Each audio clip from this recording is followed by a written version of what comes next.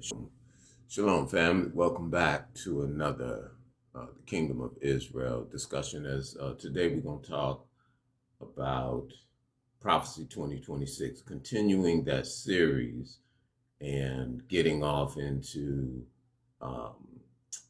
war before peace.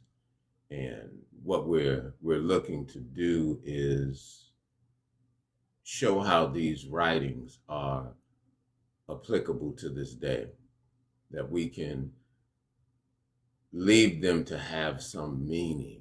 Because a lot of times we read these words and we're just not able to truly apply them. So we're going to focus on the allegory.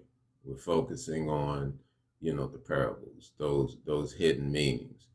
We're not dealing with it from the standpoint of literal, Last week the comments be amazing. Sometimes I'll go back and look at some of the comments, but the comments are, amazing, that I'm telling you again that this is not literal, that we're dealing with it from the standpoint of the allegory, parable. And I'm telling you, this is not centered around the religion, Christianity, Catholicism, Judaism. It's not centered, around any of those things.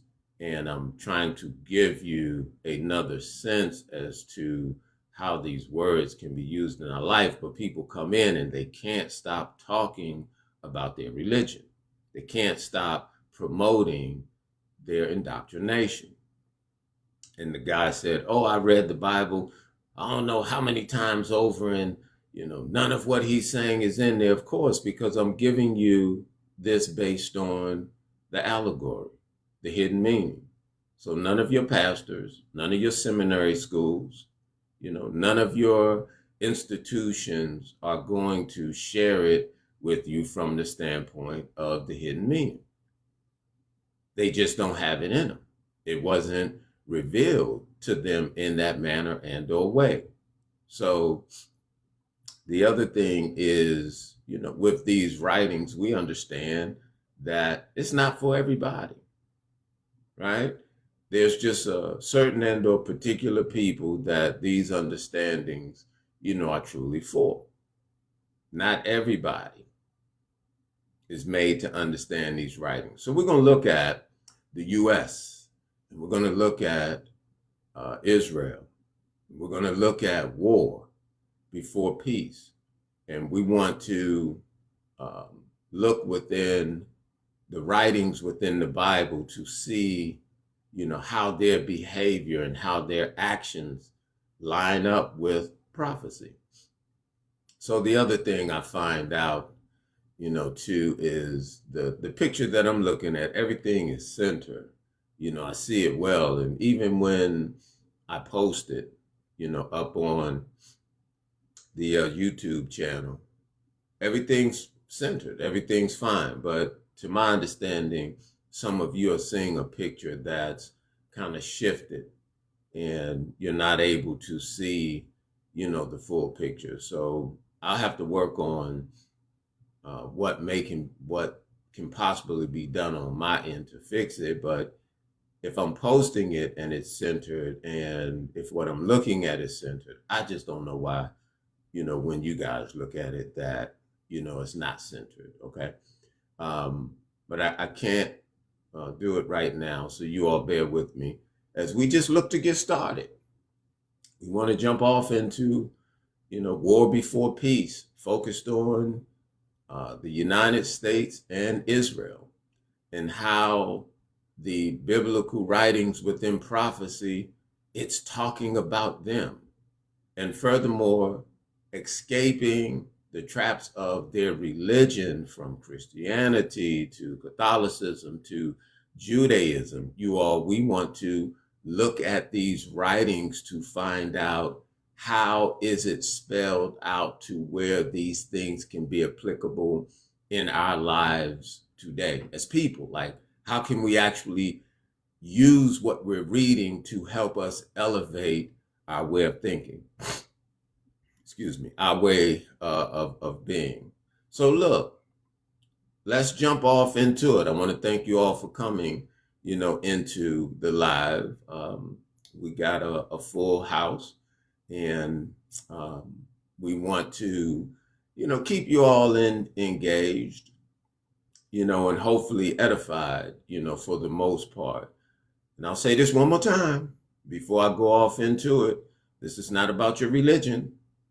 This is not about your indoctrination. This is not about Christianity, Catholicism, Judaism, but we are going to read from the Bible. We're going to focus on the allegory. We're going to focus on the parable. So I don't need co-hosts. I don't need folks wanting to come up and debate to talk about their indoctrination or their religions, because I'm talking about behavior and how if we're going to live within a substandard behavior, then we're going to have corruption and confusion in the world. But if we understand these writings to speak to a higher elevation, moral and or way of life, then we use it in that instance. So for those of you that missed the point that we're not talking about religion and you want to argue about your religion, this conversation, this platform is not for you. I'll just put it that way. Okay? So let's get off into it as we want to focus on these behaviors and come to understand how this is the reason why we have the destruction and the chaos in the world. And in these writings, it's telling you to change your behavior. And it's also saying what you worship and what you serve, that is your God. And if you're serving bad behavior, that is your God. If you're serving within superior behavior, that is your God. That is the difference between a righteous and a wicked. All right, let me get off into it. War Before Peace, talking about prophecy 2026, looking at the United States and Israel. And as we're reading this, you all are going to see it applies directly, to them and everything that's going on today. Thank you all for coming into the live. I'm just going to ask, share the live, repost the live, share the live, repost the live. And y'all, you could tap the screen. It don't cost nothing. Let's go. Let's go off into Psalms. And hopefully you all are making notes, making notes and writing these things down. So at some point we can talk about it, not from the standpoint of the religion. Don't come to me with that. But if we're going to talk about it based on the behavior, and how you're seeing it as it applies, to you, and being able to look at what it means from the standpoint of introspection and how you use these understandings to become the change that you want to see, then we could talk. But if you want to argue about, semantics, Jesus and Yahweh and all these other things within nonsense that y'all just want to go on and on and on about because you just want to be right, it doesn't make sense. But let's make these words purposeful. Let's make these words have meaning to where it will uplift our sense of understanding. All right, let's start off with Psalms 55 and 21. And let's focus on the allegory, that hidden meaning. Let's focus on how these are parables and give understanding, and know that when Christ was talking to the disciples and they asked him, why don't you just talk plainly, to them? And he said, because for the parable, it's not for everybody, but it's for you.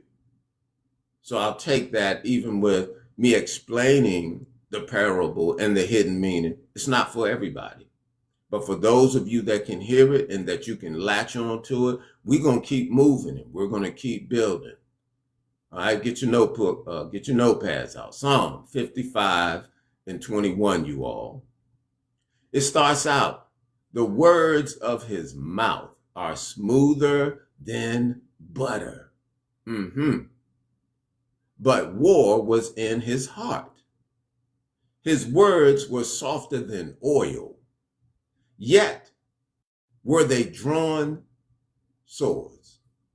So this is a prime example of the behavior when you talk about a United States or a is not real. I remember within is not real, they told the Philistines, go north. You'll be safe in the north. And then they took them out in the north. Go south. You'll be safe in the south. Claiming that, there would be peace in the south, or go, you'll be safe. And then, they took them out, from that angle. So within the standpoint of this verse alone, the hidden meaning, you can see how it applies, to them directly. And how they're talking about a board of peace, but at the same time, they're interfering and trying to collapse companies or countries. And, it's not aligning with what they're portraying within their utterance. So let's continue. Oh, because that's just one. Every single, verse that I'm pulling that we can look at this story, it just exposes beyond the shadow of a doubt for a number of you that claim you just can't see what's going on. And it's just so difficult to understand. And they're fighting for the liberation. They're looking to liberate the world so that we can be better. You are just as corrupt as they are. But let's go. Thank you all for coming into the live. Revelations 13:1. And I stood upon the sands of the sea. Okay, so right here, when he said, I stood upon the sands of the sea, literally, we're going to take this as if, he's actually like standing right there upon, the sands of the sea. But metaphorically, what he's saying is within this vision, he's like in the midst of people. And I'm going to let it explain itself, because I already know a number of you are like, where you get that from? You're just over there making up something. But see, this book said, or the instruction, because a number of you hate instruction and you really do think you can just do what you want to do and that you're going to gain the wisdom or get the sense of it. And this is why your seminary schools and your ministry papers and the indoctrination and the religion from Christianity, Catholicism, and Judaism, it's got you all tricked. Okay? But in this book, the instruction, he asked, who will he teach knowledge and who will he make to understand doctrine? So the knowledge and the doctrine is definitely tied, to righteousness and truth, and more specifically, the law. So the law is the thing that we should go by to prevent us from being in transgression, or to prevent us from breaking it, or to keep us in line so that things stay perfect. We're just not used to law being perfect because of how they just corrupt things, and we have no understanding, or we have no faith in a law because of how they've mishandled, these things. But on the higher standard, that law is the rule. But he said, if you're going to get that understanding as it pertains to this knowledge and to this doctrine, he said, you got to go precept upon precept. You got to go a line, for a line, here a little and there a little. And a majority of you have not been taught to navigate that way, to get the different understandings and or to be able to convey the message that needs to be conveyed. So the sea, as I said, is this image of being, in this vision, but just around a whole lot of people. And I'm going to let it explain itself as we do another precept to verify it. I stood upon the sand of the sea and saw a beast rise up out of the sea. So a beast is talking about a man, rise up out of the sea is talking about up out of the people. I'm going to let it explain itself. He said, having 7 heads and 10 horns. Okay, already you're thinking of some monster type thing. And that's just how our mind works, because as I said, they gave us our monsters, our aliens, they gave us our gods. You know, they've tampered with our minds so that we draw to conclusions that are not even there. Thank you all for coming into the live. I appreciate you. Having 7 heads and 10 horns. Okay, so the horns represent a degree of power. All right. Upon his horn, 10 crowns. So here we're talking about 10 individuals or 10 places where they were having some rulership. He said, and upon his head, the name of blasphemy. So upon his head should also kind of let you know these aren't monsters, but, you know, we're really talking about people. Now, let me get to the qualifying point of, you know, me saying the sea is people, because allegory, y'all, that's what I said we're focused on, right? To be able to make this make sense. And y'all hanging there with me because we're just getting started, right? But thank you for coming into the live. Okay, so Revelation 17:5 to qualify. You know, who this sea is and why I said the sea is the people, that you can understand what you're looking at in that book, Revelations 17:5. And he say unto me, the water which thou see, where the horse sit, are people and multitudes and nations and tongues. So this gives us an understanding when we're following along that the beast that rise up out of the sea, it's talking about a man that came to power from in the midst of people. As we're talking about war before peace, and we're focused on prophecy 2026, and we're looking at the United States and Israel and what role they're playing, you know, in this right now today. Daniel 7:22. Thank you all for coming into the live. Daniel 7:22. And let me just say again, for those of you that may just be coming in, this is not about the religion. Not dealing with Christianity, Catholicism, or Judaism. We're focused on these parables. We're focused on the allegory. All right, 7:22. Until the Ancient of Days came, and judgment was given to the saints of the Most High. And the time came that the saints possessed the kingdom. So right now, you all, there are no saints possessing the kingdom. Right now, we have that beast that came out from amidst the people, who tongue and the words are smooth as butter, but, you know, they're full, you know, of lies and full of deceit. They're running the world within corruption, chaos, and wickedness, and we can see how it's in a constant decline. So in order for the world to like turn around, as some of you think they're going to turn it around, well, they're not the saints of the Most High. They're right now in possession of the kingdom, and they're kicking holes in the wall. They're tearing down, you know, certain parts of infrastructure and trying to act like they don't understand how this is happening, why this is happening. First of all, you're not the heirs. You're not the ones that are supposed to be, you know, in possession of the kingdom. And the kingdom, you all, is the entire world. As right now, it's being ran within corruption and wickedness.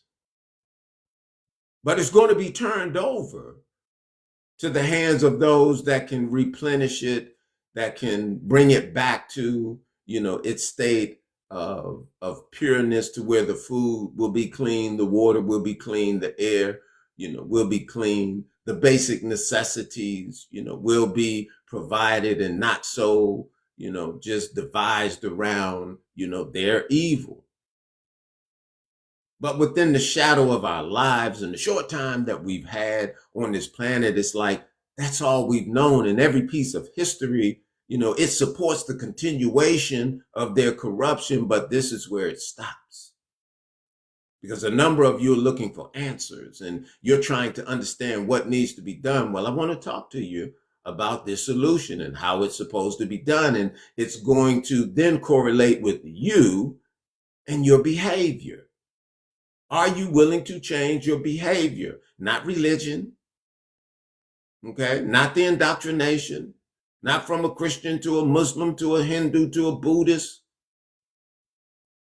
but to understanding what knowledge is, what righteousness is, what wickedness is, what corruption is, being able to truly identify what these things are based on our behavior.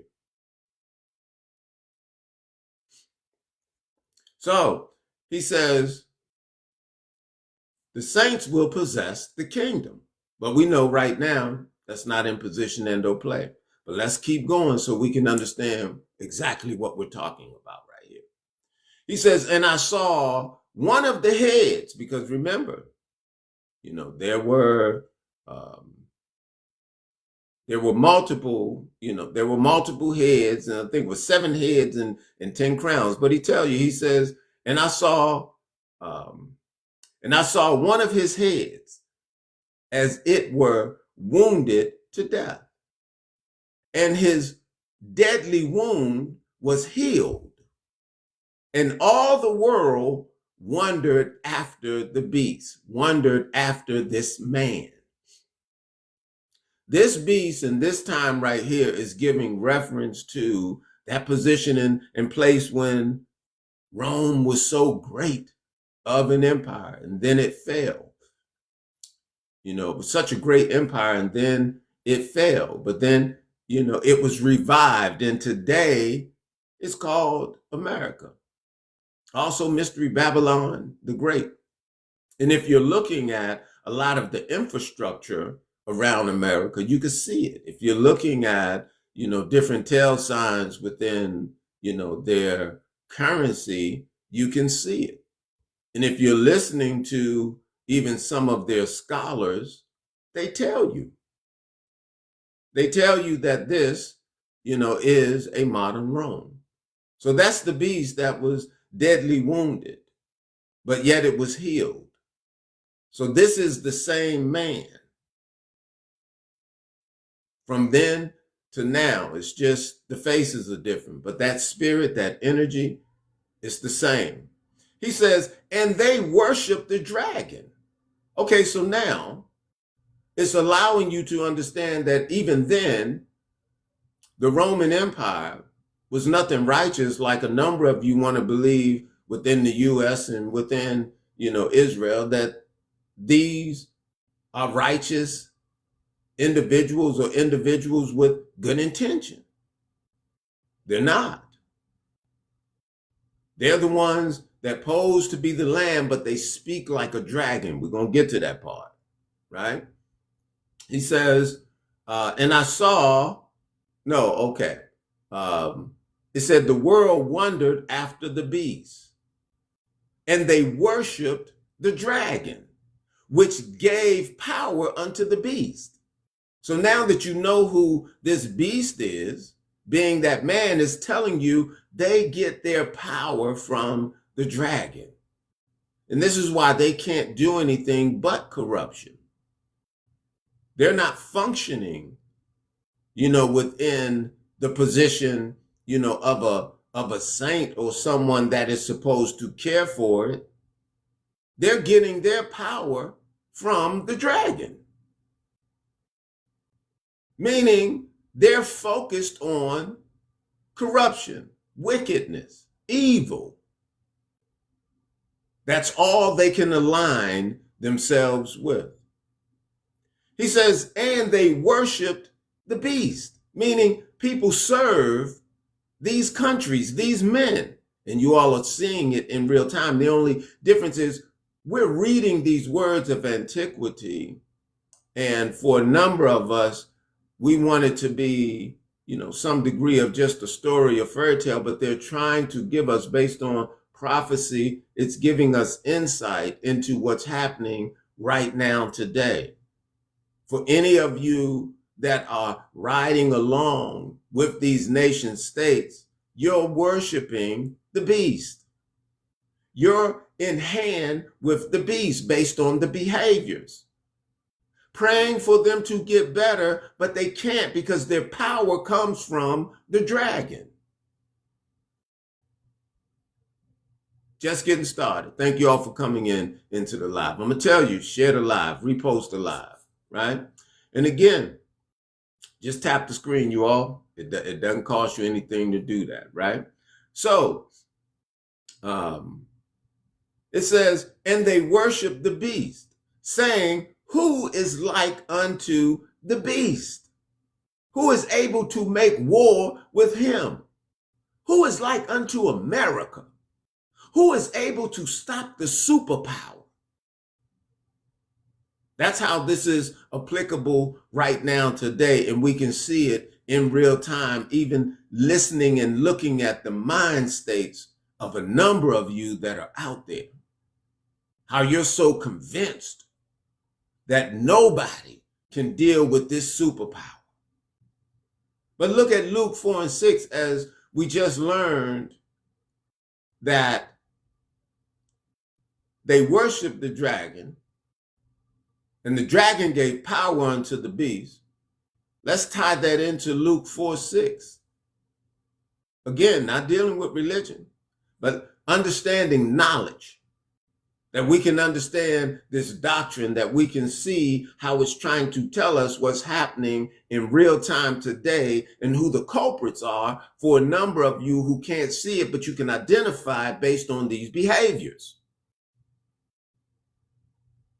Luke 4:6, he says, and the devil said unto him, all this power will I give thee. All this power will I give thee.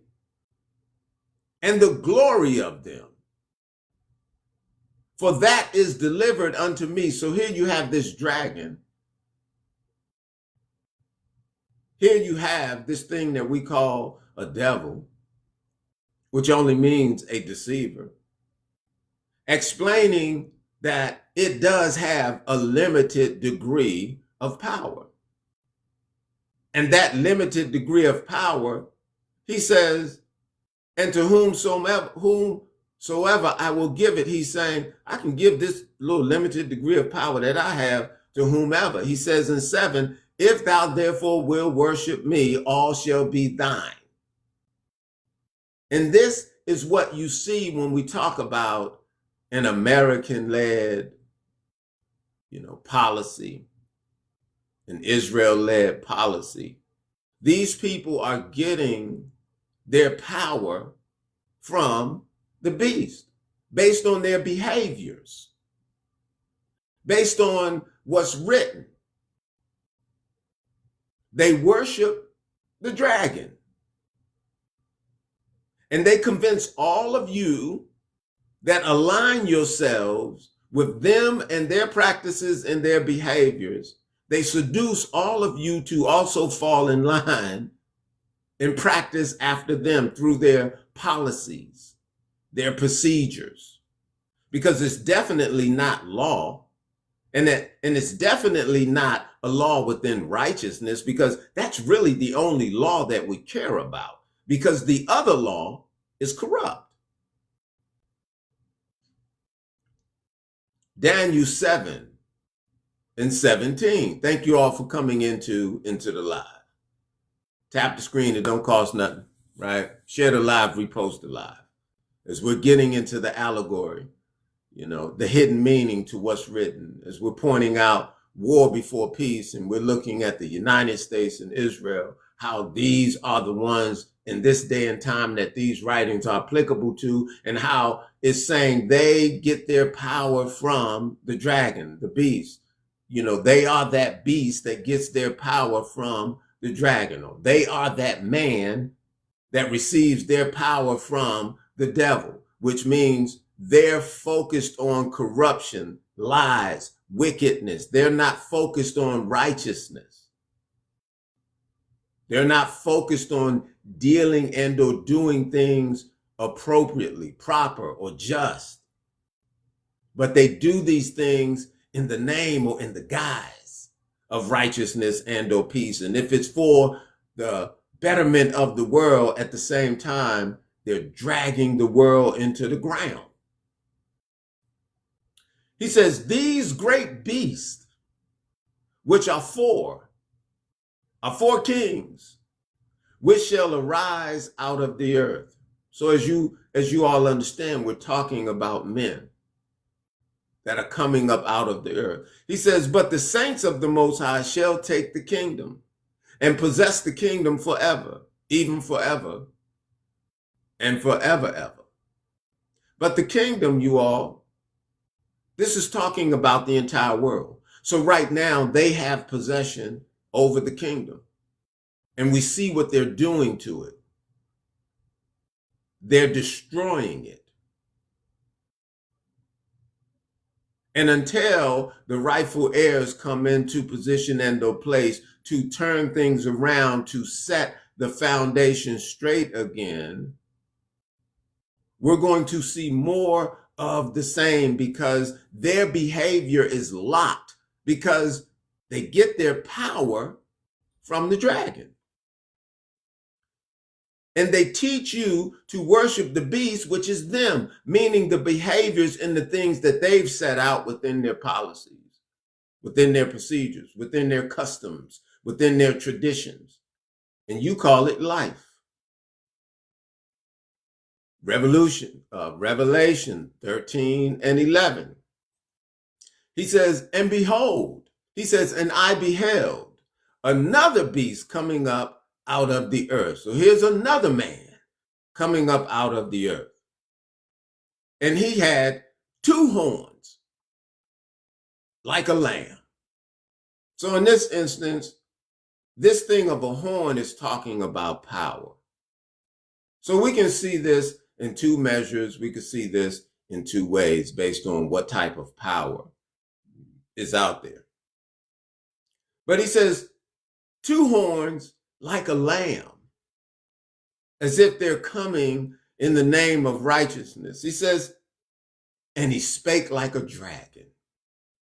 Again, so they come talking peace, but in the whole time, they have a sword behind their back.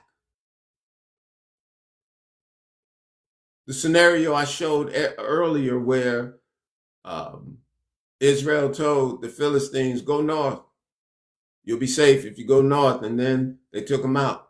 Go south. And, they used those concepts to continue, destroying and or, leaving the earth in decay. They come like a lamb, but they speak like a dragon. Daniel 7 and 11.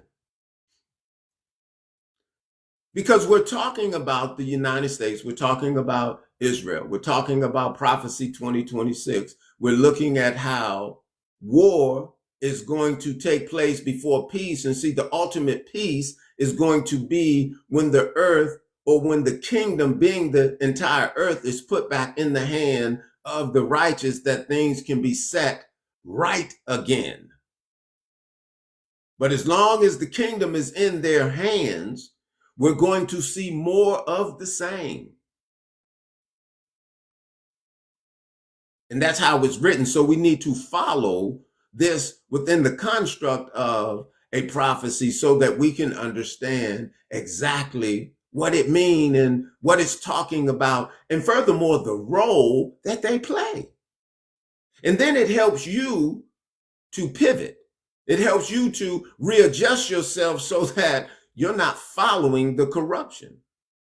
As we're talking about understanding these writings not to deal with anyone's religion, that Catholicism, that Christianity, that Judaism, their indoctrination that upholds European superiority, but we're looking at how we use these writings to correct our behavior, to not be like them, to truly identify what are the standards to righteousness that we can separate ourselves from their corruption.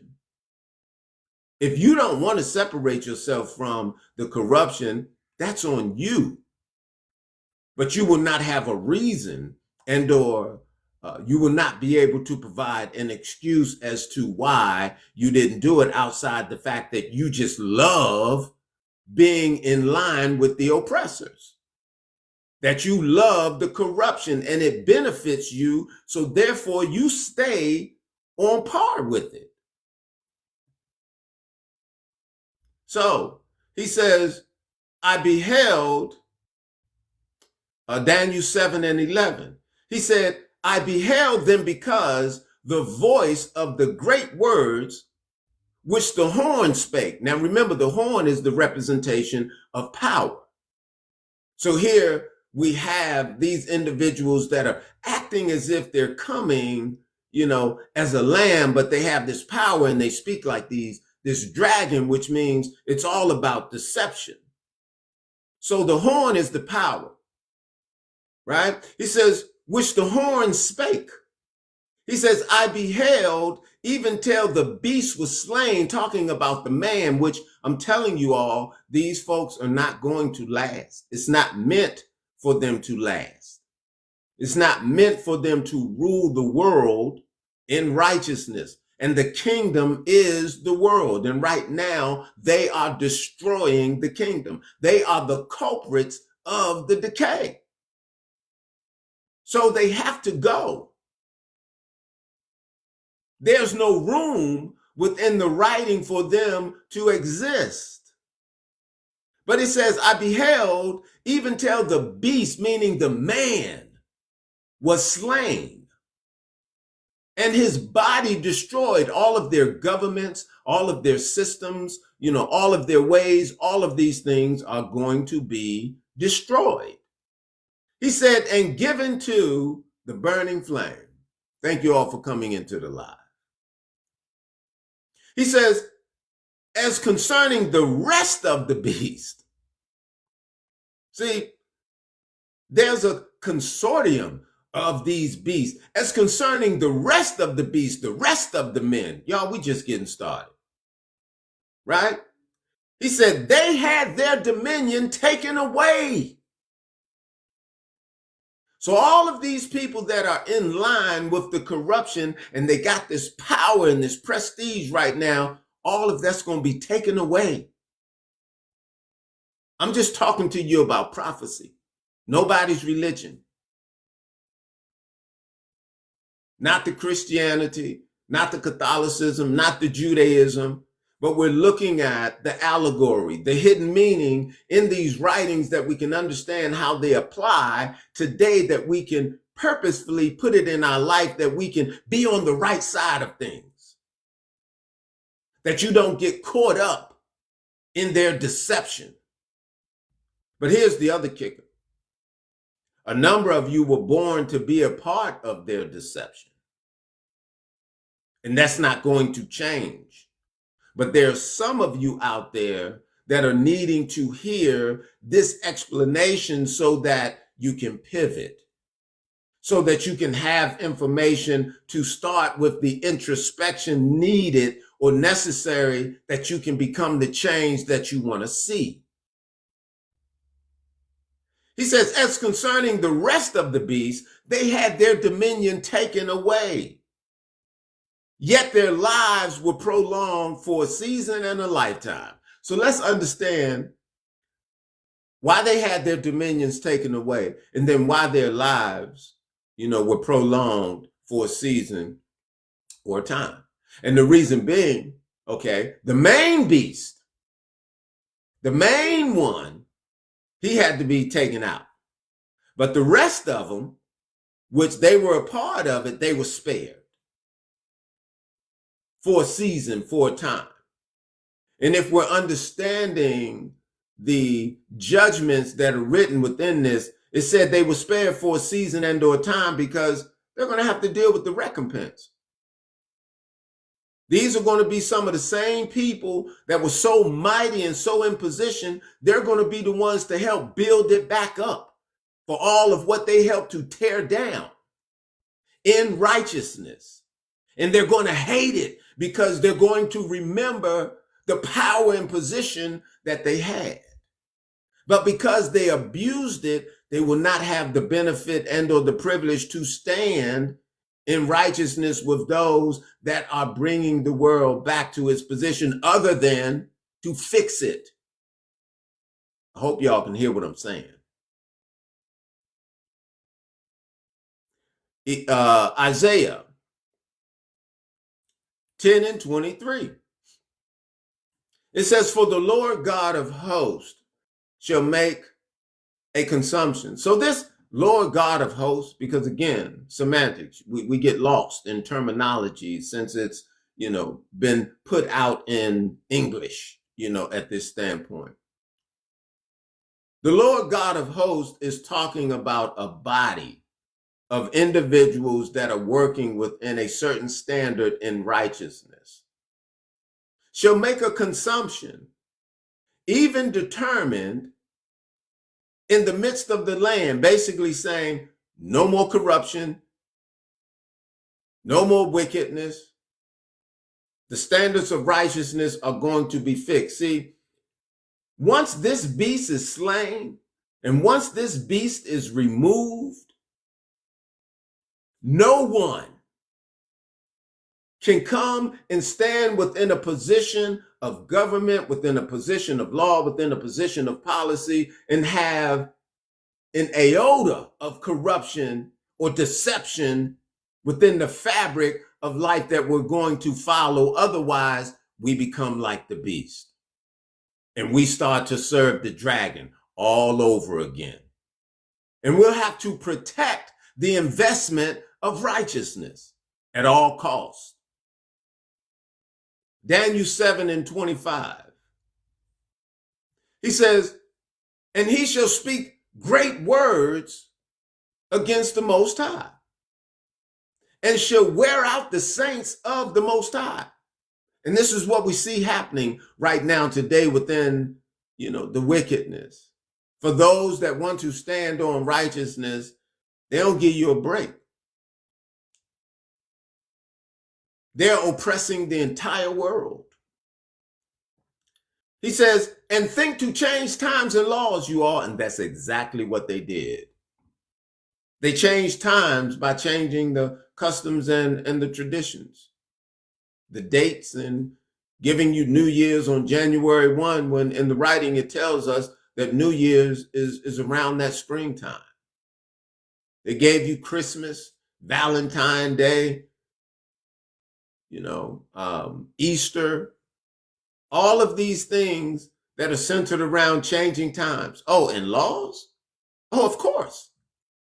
They changed the laws so much that we're following them in corruption, because the law that's written within the Creator, that's a higher standard of law that's meant to heal, that's meant to give longevity.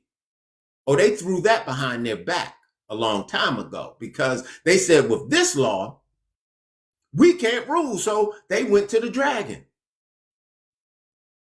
They said, we got to get our power from the dragon, because with this law right here, we can't get no power. Thank you all for coming into the live.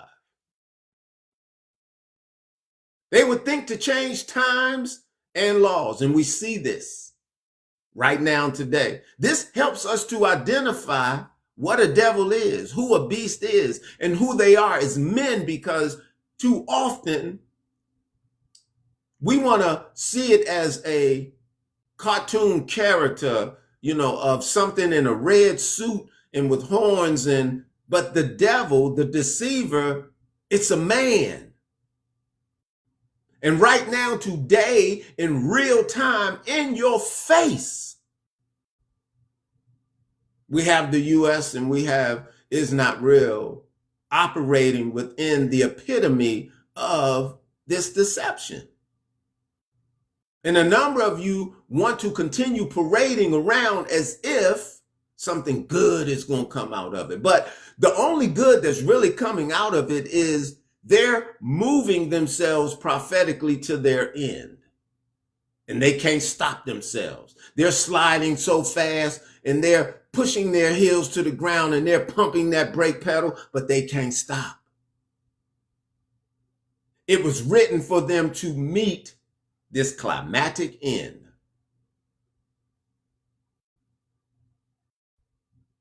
He said they would wear out the saints of the Most High. They would change times. They would change laws. And they shall be given into his hands until the time until the dividing of times. And you all, that's what we've witnessed within the era of corruption. They've been doing it for thousands of years. And for a number of you, that seems like such a long time. And because we were born into these annals of history, we feel like this is all the world ever was. But we can't remember what was before, and we don't really see, what's up in front of us. And that's why the writings of antiquity are so important, that we can then get into the coded structure to then be able to break it down, to make it make sense, that we can see, oh, this is what it means, and this is what's happening, and this is where we are right now, so that we can align ourselves with what's transpiring and not feel a way about it, but come to know, oh, this has to happen so that they can meet their end. So that when you go to that court, and I'm not talking about no court that they created, but listen, as we further get into the writing, and it's going to explain it. Because when you're in a court, they're able to lay all of the charges before you. And what's happening, the record is set against this corruption and why it then will have to be eradicated. Thank you all for coming into the live, okay? He says in 26, Daniel 7:26, but the judgment is set. They're not going to escape.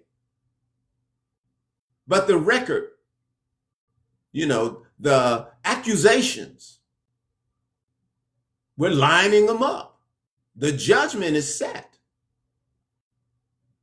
We just have to understand the difference in time and eternity, and not come to feel as if, oh, they're going to be moving and they're doing this from the premise of eternity. No, they're marked.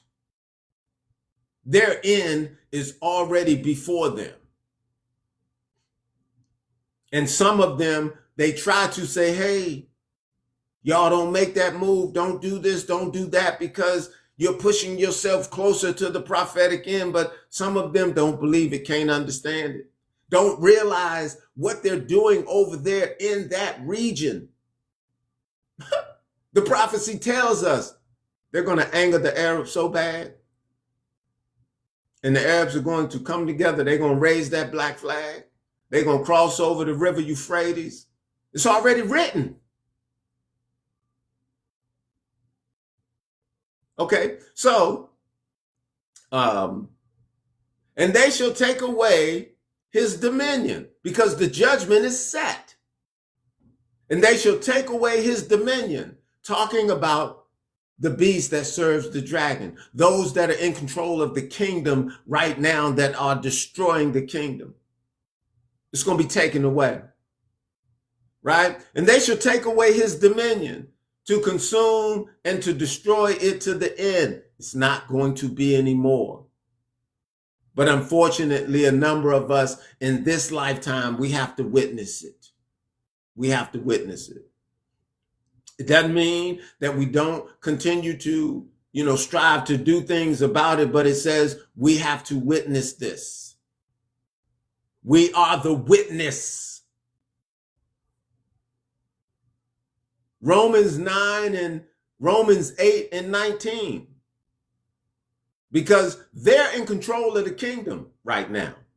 But Romans 9:18, it says, for the earnest expectation of the creature, talking about all the people on the planet Earth, wait for the manifestation of the sons of God. Now, why? Why is it waiting? Well, before I read that, let me go, or before I explain that, let me go right into Ezekiel. Ezekiel 38 or 35 and 14. Thus saith the Lord God. And when I say Lord God, I'm not talking about the figure, of any one individual. When we say the Lord God, we're talking about the standard that you live by. Because I'm telling you that your God, that's centered around the behavior that you have, that you do. Your God, what you serve, that's your behavior. You can put a name on it if you want, but first, it's tied to your actions. And if your actions are corrupt, then your God is corrupt. But if your actions are above board and on standard, then your God is above board and on standard.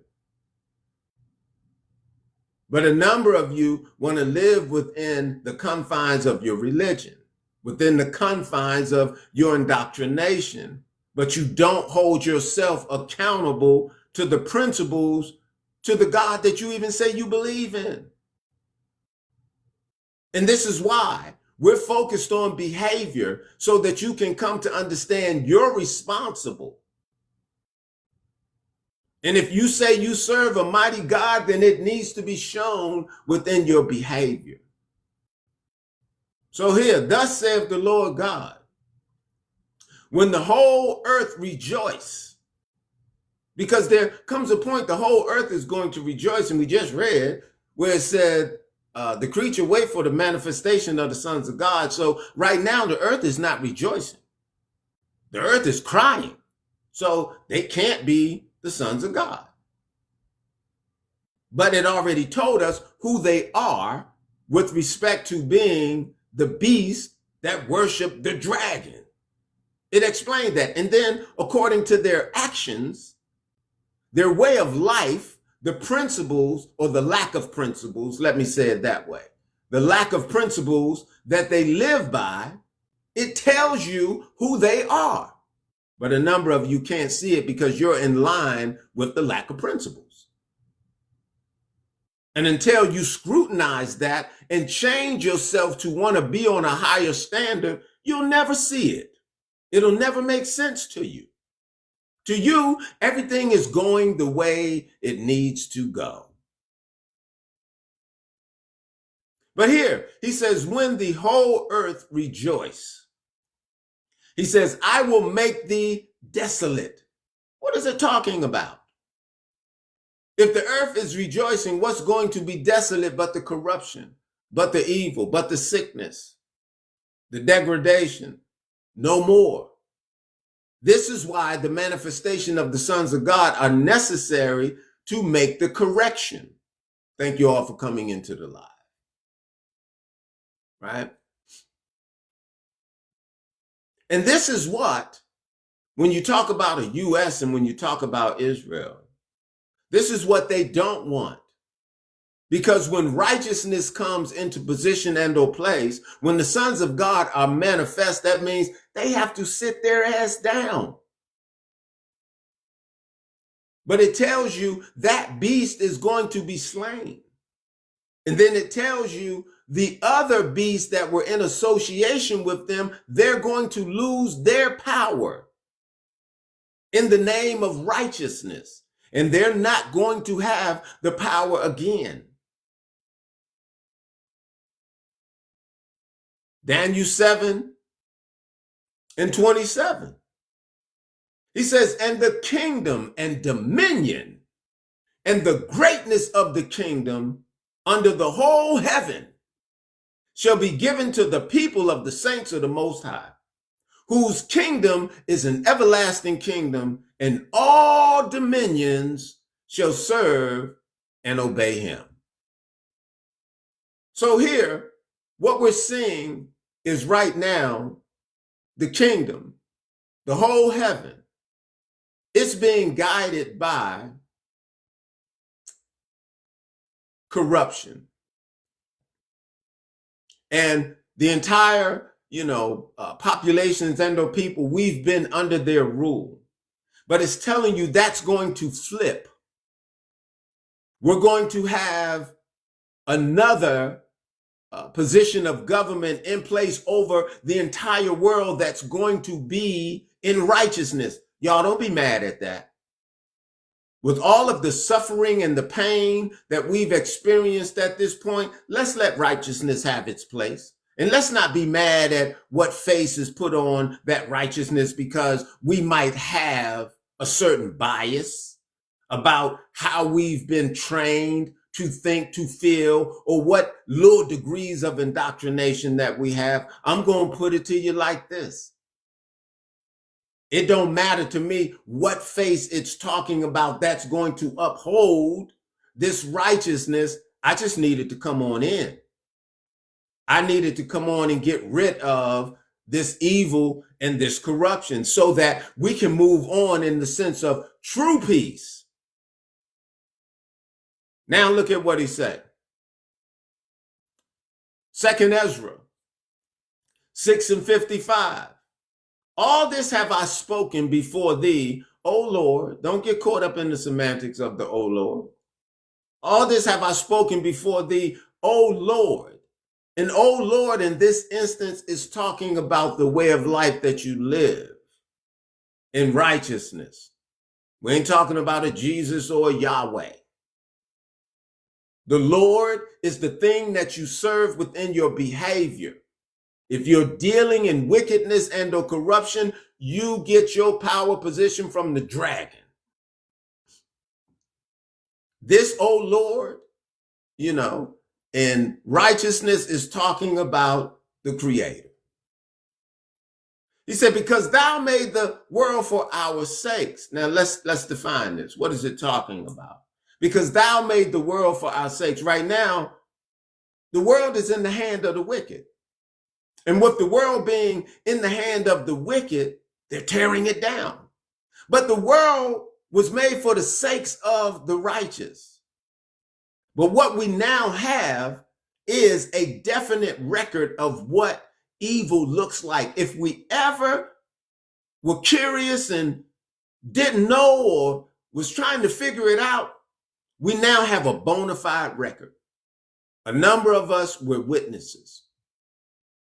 So when the transition come and take place, we'll have the books, we'll have the records that tell us never again, not down that road, not that behavior. Anybody we see exhibiting those behaviors, you're going to get dealt with immediately because we will not allow the corruption to ease its way back into our life, into our society, into our government, because the records will tell us if you just let this one grain of the evil seed exist, it's going to spread like wildfire.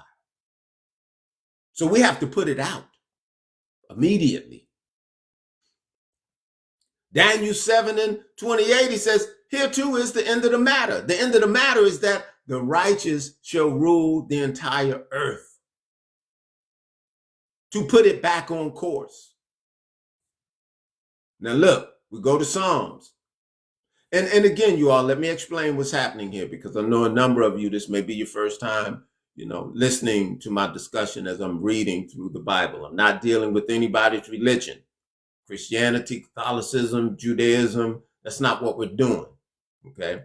I'm here to talk about the allegory, the hidden meaning within these writings. I'm here to explain the prophecy. I'm here to talk about the parable so that we can unravel this code and see how it makes sense right now in this day and time, as it can help us identify who's who and what's what and what we may need to do within our personal lives to separate ourselves from the destruction that's coming. Because the destruction is coming. And for those of you that are going to hold fast on the old mindset, you're going to receive the reward of the wicked. Psalms 96:9. He says, oh, worship the Lord in beauty of holiness. So I just want to break that one part down right there. Worship the Lord in the beauty of holiness. Live your life according to a separate standard, different than how everybody else is doing it, that you can be distinguished within your mannerisms, within your behavior. But now we have to identify what is that standard. And for us, that takes time. We're not going to get it through instant gratification because we've been spoiled as a people. We've been trained. We were raised in this corruption. From the time we came out of our mother's womb, we were given this misunderstanding as a way of life. But some of us along the road, we figured out something was wrong. And we started to change and or challenge those behaviors. So that's a habit that we've carried over time, that now we're looking to change these habits. And I'm just telling you, these things take time. It's not going to happen all at once. But if you're committed to the change, then it will be polite to you in the process and reveal the things that you need to change over time. You just need to be firm in your commitment that you want to move towards righteousness, and that you don't want to live the old standards of corruption that you were just through habit taught to accept. He says, oh, worship the Lord in the beauty of holiness, meaning be separate. He says, fear before him all the earth. And what's strange is right now, fear before him is like respect. Before him all the earth, and all the earth meaning in righteousness. Is strange because right now that fear before him and all the earth is done under wickedness, chaos and corruption. And a number of you, you're cool with it. Number 10, he says, say among the heathen that the Lord reign. And this is what you hear me saying right now in the eyes of corruption. I'm saying righteousness reigns. It says, the world also shall be established, that it shall not be moved, meaning the corruption and the wickedness, it's leaving. And when righteousness come in, it's not going to be moved again. That's the final transition. He says, he shall judge the people righteously. Isn't that what is missing? That we realize the earth is not being dealt with righteously, that the standards centered around international law and law and all of these different societies, it's crazy. Everything is like off kilter, and we're trying to understand why. But the adjustment is lining up. We're being made to witness it just a little bit longer. It's not saying be idle and don't do anything. Thank you all for coming into the live. It's not saying don't be idle and don't do anything, but it's telling us that righteousness is going to judge. And here's the thing. If you're not positioning yourself to be a part of that righteousness, then obviously you're going to receive the judgment of the corruption or of the wicked. Number 11, it says, let the heaven rejoice. In other words, let the world rejoice. Let the earth be glad. Let the sea roar. And this is what I'm telling you. Right now, the earth, it's not rejoicing, because we can see it's as if, I'll use the word as if, it's as if the world is dying. It's as if the world is diseased. It's as if the world is sick. But when the righteous come into play, the heavens rejoice. The earth is glad. The sea is going to roar because even the fish will not have to deal with the pollution, or the marine life. They'll have a perfect environment to thrive in. But under their leadership, everything, you all, everything is dying. It says the fullness thereof. The entire earth will be healed once it comes out of the hand of their corruption. Right? Then we'll be able, to see things set aright. Number 12, he says, let the field be joyful. He said, let the field be joyful and all that is therein. So another word for field is the world. So let the world be joyful and all that is therein, meaning all of the people. Now we can celebrate. Now we can have a true sense of prosperity in the world, because we don't know what prosperity is under their rulership. And if you think it's centered around their degree of money and the type of house and car or the degree of fame that you got, you're just as tricked, as the next one. All of that stuff is so in vain, but we do have to use it, in this place and or time, just to maintain certain things. But when you are driven by it, then you're a part of that problem. And all that is therein, it says, then shall the trees of the wood rejoice. All it's saying is the entire earth is going to be singing. Once we get rid of these culprits, those that get their power from the dragon, the entire earth, you all, it'll be a different vibration, something that we've never, in fact, it just seems like a fairy tale for a number of you. You're so numb to the pain, you don't think there's anything else. He said, before the Lord, he come. Oh, in fact, I have to read that right into that so it makes sense. It says, then shall the trees of the wood rejoice before the Lord. And that before the Lord is talking about the righteous standard. That's all that's talking about. The law, the thing that we live by. It said, for he come to judge the earth. Now, what's going to judge the earth? If it's not a standard, because you keep hearing me talk about this standard, this law. Because they have a standard, they have a law, their standard, their law, their way of life, their customs, their traditions. These things have made everybody sick, diseased. There's corruption, there's chaos, things are collapsing. Nothing works like it's supposed to work.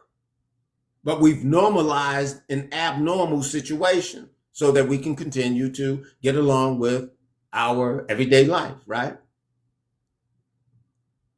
But here he says, he shall judge the world with righteousness and the people with his truth. So this is the thing that's going to come into position and or place that will end the corruption. Now, do you think the U.S. and Israel want that? Hell no. They don't want it. They don't want it because it will not support and or benefit them being in control of the world as agents of chaos and corruption. So anything that's centered around righteousness, they try to bury it. And they try to use other smooth words and, their media and the mainstream media, and they use all of these things in their money and their prestige and, their persuasion. They use all of this to continue numbing the minds of the people that are fixed within the addiction. And most people don't even know it's an addiction tied to corruption and wickedness, but we're looking for a way to remain within their world when we should be trying to find a way out. First of all, mentally. 2nd Ezra 11 and 36. Thank you all for coming into the live. Hey, share the live, repost the live, right? That's all you got to do. Tap the screen. It don't cost you nothing. Share the live, repost the live. That's it. Thank you for coming. So once again, as I'm getting off into this, I just need to know if y'all tracking with me. So if you're tracking with me, just put a 1. Put a 1 in the chat if you're tracking with me.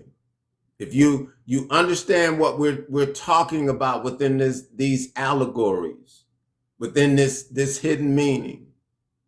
Okay? And if you're not tracking with me, if you don't understand, go on and put a 2, in there.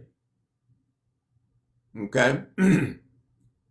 All right. So 2nd Ezra 11 and 36, he says, then I heard a voice. And again, guys, all we're dealing with these hidden meanings. The problem with the number of you in reading these writings, you're trying to take them face on, you're trying to take it literally, and you're missing the deeper meaning as to what it's talking about, because the true essence was never meant to be given literally. That's why the allegory, hidden meaning, mystery, it means secret, you all. These things, take a different type of discernment to be able to talk about in order to make it relevant that you can understand how to apply it to your life. Because I'm the type of guy that if I'm reading something that's supposed to be principle based, if I can't apply it to my life, I'm not going to keep reading it. Or if applying a principle or a so-called principle to my life and I don't see the results from it, I'm not going to keep dealing with that supposed to be principle until it provides the result that allows me to understand it's real. 2nd Ezra 11 and 36. He says, then I heard a voice which said unto me, look before thee and consider the thing that you see. I beheld, and lo, as it were a roaring lion chased out of the woods. And I saw that he sent out a man's voice unto the eagle and said, so this is a messenger of righteousness talking to the handlers of corruption and or evil. This is what's happening right now in real time. You have messengers that are speaking to righteousness and they're speaking against the corruption. And said, and if we want to be even more poignant based on the lion being chased out to talk to the eagle, and how we see within the US and throughout history, there have been, certain powers that have made that their emblem. He said, hear thou, I will talk to thee, and the highest shall say unto thee, art thou, it says, art not thou it, the remnant of the 4 beasts whom I've made? This is the key part. And this is why I said, unfortunately, we have to witness this. It hurts for a number of us for all that we're going through, but the accusations and the record is being made. And if we understand the express will of God, of the Creator, then we realize we have to let these things play out in order to reach the ultimate climax. But listen, it is saying, "Are not thou it that remain of the four beasts?" Remember, the beasts are the men. And these were the men that had degrees of power throughout the world. These are the ones that got their power from the dragon. He said, "Whom I made to reign in my world." So when you look at something like an America and you're calling it a superpower, you need to understand, like that of a Pharaoh in Egypt during that time. Pharaoh was made strong just to be torn down in the sight of the people so that you would know who's who or what's what. It's the same thing with this U.S. and with Israel right now.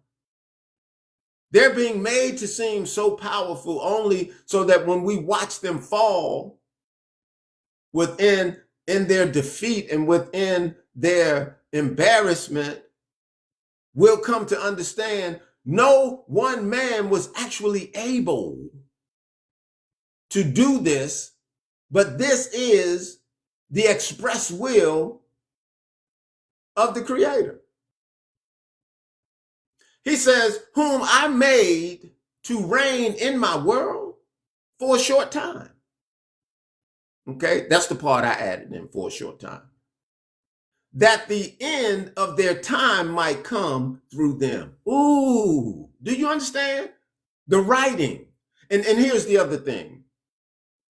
Your seminary schools, your Baptist church and your Catholic church and all of your religious institutions, they'll never read you these verses.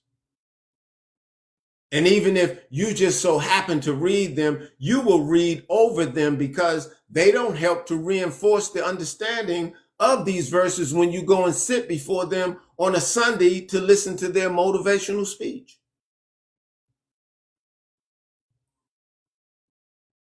But here, their end is coming through their action. They were made to be in this position and or place for a short time. Thank you all for coming into the live. So then he says in 2nd Ezra 6 and 9, because I'm telling you all, the earth is going to be here forever. What's going to change is the hand of power, the sense of rulership, the mindset. That's what's going to change. So I'm using these writings of antiquity to explain prophecy. And I'm asking you, don't get caught up on the semantics, but come to understand the intent within the writing, because it's an allegory. There's a hidden meaning. If you get stuck on the word sound and you can't get to what it's really saying, you're going to be lost. But if you look at the intent behind what's being said, and all I'm telling you within these writings based on the hidden meaning or within the parable is that we're focused on who the evil and or the wicked is, that we can understand what righteousness is and how the wicked is going to fall and righteous is going to come in its place and or position. We're just looking and or waiting, like we've witnessed this evil. We're looking to witness what the righteous is going to be, to understand what that face is going to look like. So let's continue. I'm going to read that one. Number 39, one more time, looking at 2nd Ezra 11 and 39. I'm going to read that one more time, and then I'm going to go to 2nd Ezra 6, 9. He said, "Art not thou it that remain of the four beasts, whom I made to reign in my world, that the end of their time might come through them?" The end of the time is coming through them. Their end is right before them. Ooh, I know y'all can't see it, but I know a number of you can't wait for it either. 2nd Ezra 6 and 9. He says, for Esau is the end of the world, meaning wickedness is the end of the world. And he says, and Jacob is the beginning of it that follow, meaning righteousness is coming after this corruption. The world ain't going nowhere. It's just the process that we live by is going to be different. We're moving away from the state of the corruption and the wickedness, and we're moving into a state of righteousness.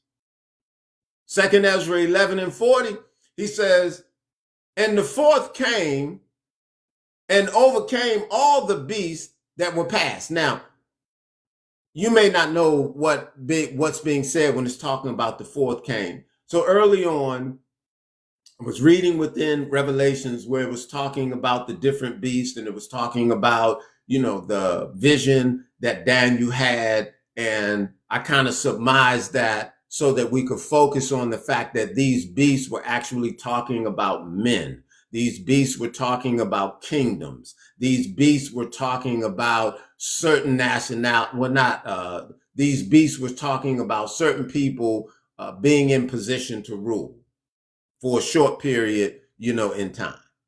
Okay.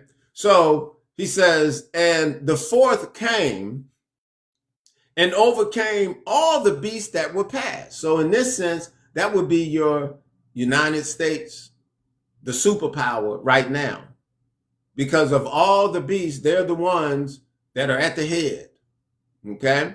And had power over the world with great fearfulness. You all, that's the U.S. That's the mystery Babylon. Prophecy is telling us what's going to happen, and we come to understand based on the express will that this is necessary to bring it to an end. With great fullness, he says, and over the whole compass of the earth with much wicked oppression. Y'all know who this is talking about. This is speaking about the U.S. being in the power or the seat of a superpower and continuing to oppress the earth with all of its cohorts. He says, and so long time dwelt he upon the earth with deceit. Nobody can deny this. The accusation is drawn. The charge has been filed. We're now looking for the judgment to go along with the sentence. He says, for the earth hast thou not judged with truth. So when you talk about a U.S. and when you talk about a Israel, they're not judging the world with truth. They're very biased in what they do. Revelations 20 and 12. Thank you all for coming into the live. I just tell you, tap the screen. It don't cost nothing. Share the live, repost the live, okay? Revelations 20 and 12. Now follow along with all I'm saying. And again, don't get caught up in anyone's religiosity, anyone's indoctrination. I want you to see the meaning behind these words that will be applicable to what's happening and how things are going to happen and why it needs to play out this way, that we can then get rid of the corruption, the evil, the deceit. They're doing it to themselves. Revelation 20 and 12, he says, and I saw the dead, small and great, you all. This is talking about them, the wicked. They're the dead, small and great, because the living God, they're not dead. But the dead that were small and great, this is those that could not removed themselves from the principles of wickedness. So we're now getting ready to read the determination for the dead. And this is you in your state of mind today. If you're not focused on the elevation within the law, you're of the dead. If you're living according to the standards, the traditions, the customs of those that worship the dragon, you're amongst the dead. Here, Revelations 20:12, he says, and I saw the dead, small and great. The small would be of a normal population, and the great would be like these two guys. We would consider, them, they're considered to be great within all of their aristocracy and the different things within prestige. And they're taking a whole lot of people with them. And I saw the dead, small and great, stand before God, stand before the measure of righteousness. It says, and the books were opened. This is what we're talking about. They're going to be judged according to a rule, a measure. The earth is not going to exist within their corrupt standard. But this dead, being small and great, are going to be judged out of the book. The book is open. He says, and another book was opened, which is the book of life. See, the dead can't deal within the book of life, meaning that standard according to righteousness. But that's what they will be judged by. He says, and the dead were judged out of those things that were written in the book, according to their works, you all. This is what I'm telling you. We're just witnessing what's transpiring, not saying that we don't do nothing and we just sit down and be idle. But these people are going to be judged according to their works. This stuff is being recorded. We are witnessing it. I hope y'all understand what's happening here. Thank you all for coming into the live. 2nd Ezra 11:42. He says, for thou hast afflicted the meek, because they're not judging the earth in righteousness. They're not judging the earth in truth. They're judging the earth in deceit. For thou hast afflicted the meek. Thou hast hurt the peaceable. Thou hast loved liars and destroyed the dwelling of them that brought forth fruit, meaning anybody that was trying to live according to the upright standard. You used your facilities to destroy them, to entrap them, to bring them down. He says, and has cast down the walls of such as did thee no harm. I hope y'all can see it, as these writings are speaking to their corruption. And these writings are allowing us to understand what's ahead of them as far as their fall, their demise, and why it's necessary that this change can come into place to where we don't have to deal with it anymore. So the war is going to come before the peace. And they're not going to usher in any peace.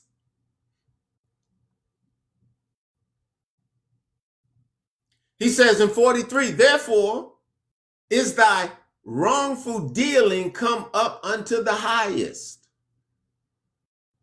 All of your corruption is now being made available to the world, and people can see it.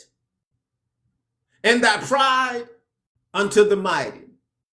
Ooh, because like a Pete Hegseth, they think, that they're so mighty and they're doing, this Christian crusade, of a thing. These people are marching to their end. Let them march on. He says, the highest also have looked upon the proud times. Y'all understand what's being said and how it's choreographing and or allowing us to see the choreographed end of these fools that boast of their strength, not realizing they're being set up. He says, and behold, they are ended. And his abominations are fulfilled, meaning the end time to the Gentiles, that will be done. All of their misrulings, all of their traditions, all of their customs, it'll be fulfilled. And no more. All of their abominations fulfilled, meaning that's it. No more can be done. They filled the measure. 45 says, and therefore appear no more. Talking about their evil. Then it says, thou eagle, because now, if you were following along as I was talking about that beast and how we were using the emblem of the eagle to identify even America this day, the prophecy is continuing to explain how the corruption and the wicked will be moved out of position and or place. He says, and there appear no more, thou eagle, nor thy horrible wings, nor thy wicked feathers, nor thy malicious heads. Got an S on that. Nor thy wicked, nor thy malicious heads, nor thy hurtful claws, nor thy vain body, meaning their governments and their intergovernments and external governments, none of what they've put in position and or place is going to remain.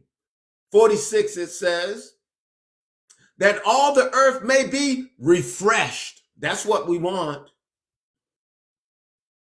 We want the earth to be refreshed. So you all, thank you all for coming into live. Everybody that's in an earshot listening, you should be praying for the end of the wicked.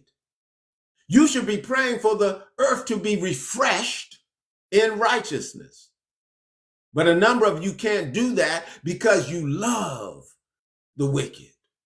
And you want them to go on. You want people to pray for Trump and pray for America, and the writings don't support that. But you're biased and you're looking for things to confirm your bias in the corruption so that you can continue living good at the sacrifice of others. But it's not going to happen. That all the earth may be refreshed and may return. See, we're going back to the pristine state. We had to experience this fallen state again to have the annal, to have the record. So when time going forward to look back, we have the record, we have the book in its completion, fulfilled, no more that we can look and say, this is why we don't do these things. This is why we don't think like this. This is why we don't dress like this. This is why we don't talk like that. We don't dance like this. We don't eat these things.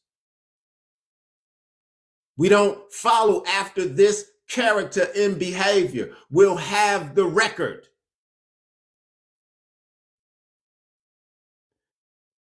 The earth to be refreshed, it may return, being delivered from the violence. Y'all, this is what's written. I'm just a messenger. And unfortunately, none of your preachers, none of your institutions, none of them are preparing you for this change. All they're telling you, just believe in Jesus. Just say with your mouth that you believe in Jesus, and then, poof, poof, voila, pow. Like you're then going to have something miraculous to happen. Oh, you're going to need to do more than that.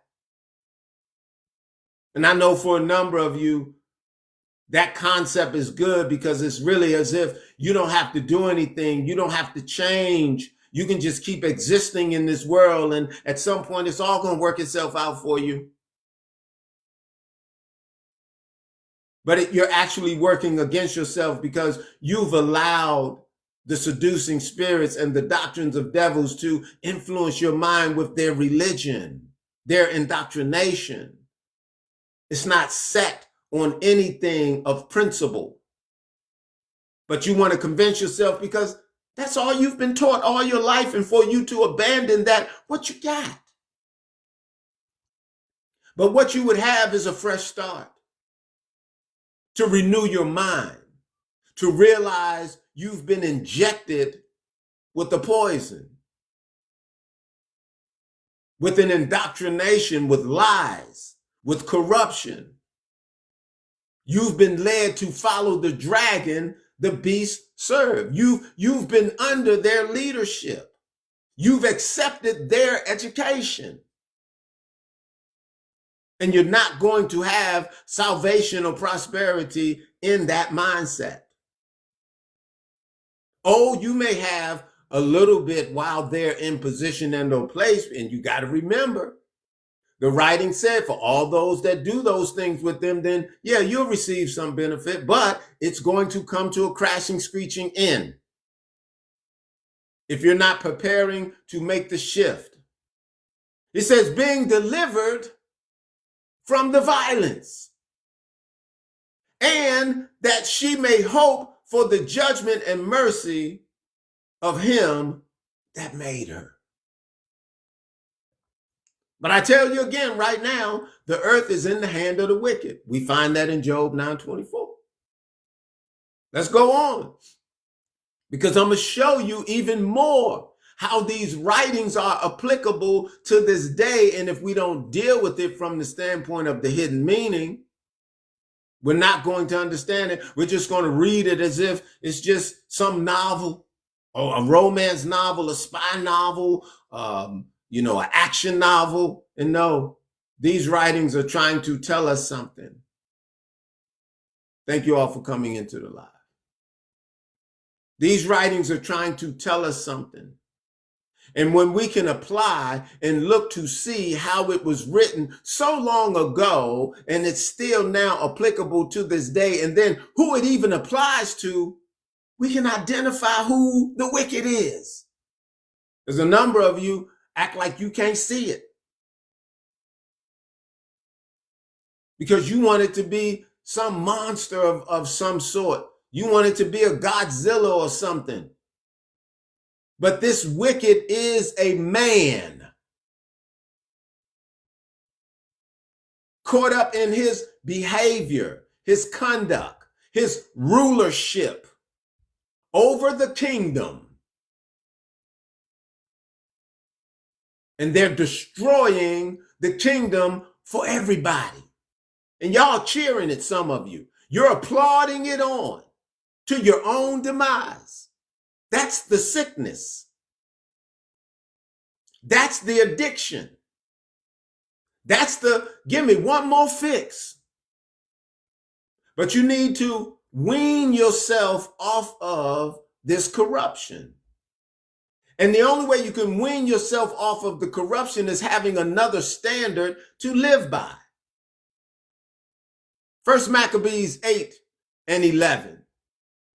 Because now we're going to go into how the superpower, being this America, uses its power to then seduce other countries and or people to be in line with it, or it'll turn against you and try to destroy you. 1 Maccabees 8:11, it was already written. They're just continuing the practice and or behavior because the only thing that have changed are the faces. But that energy, that spirit, that word, that way of life, that those dealings, it's still there.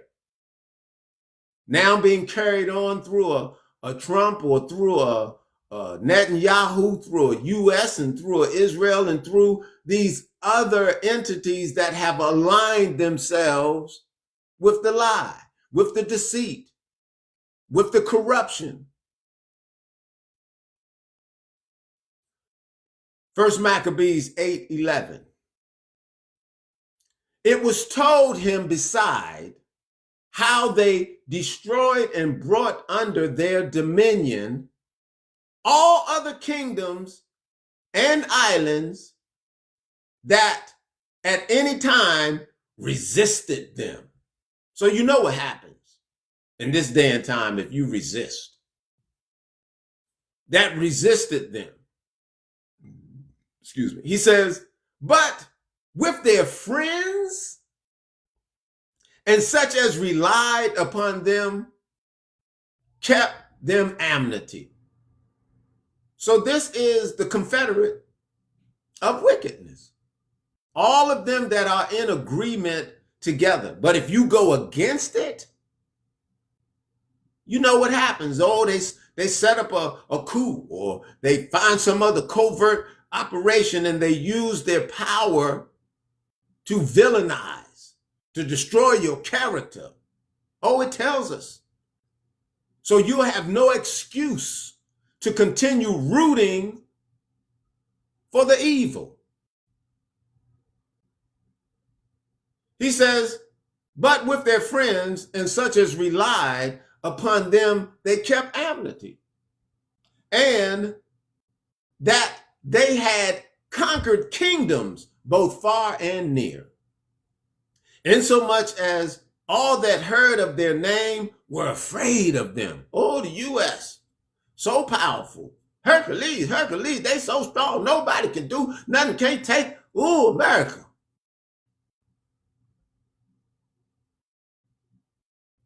When you hear that name, you're afraid. Talking about these smaller countries and other nation states. And when they come, they just bow down. You got to look at the Arabs in what's called the Middle East. And the Middle East is a modern term. That's a European term. All of this kind of shows who's in power and or position, because they made that term up. That's not a term of antiquity.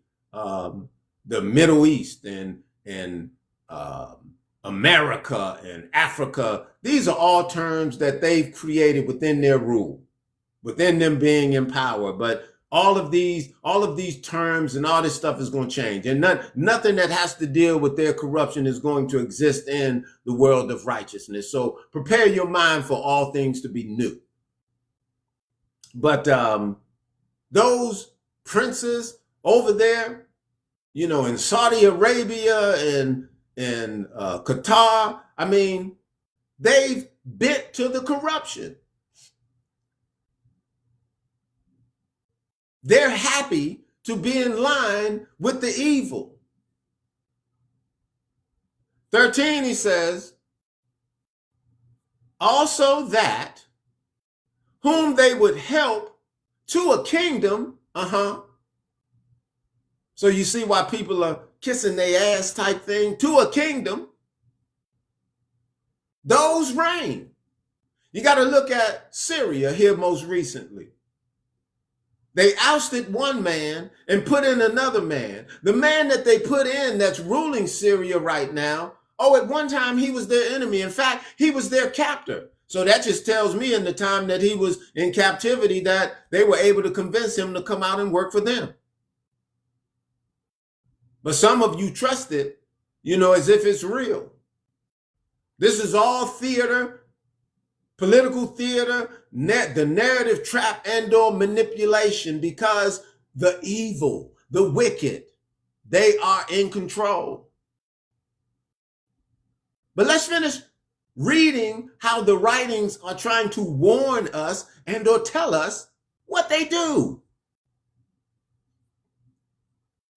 He says, would help to a kingdom, those reign, and whom again they displaced. Meaning, if you don't agree with them, they're trying to displace you, like they're trying to displace Iran. They want to displace Cuba.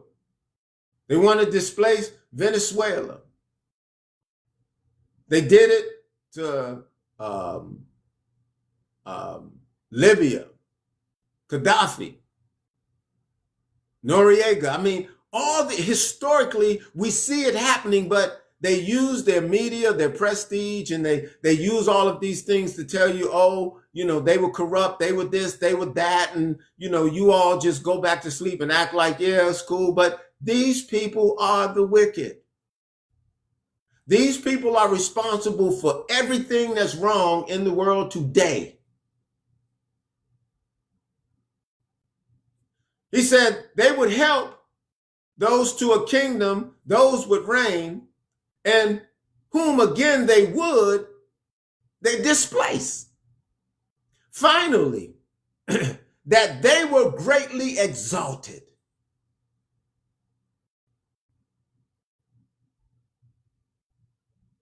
Now, if you don't think all of these people in line with them today are helping to keep them in the position of being exalted, something wrong with you. But this is telling us, this is the blueprint for us to understand who and or what is transpiring.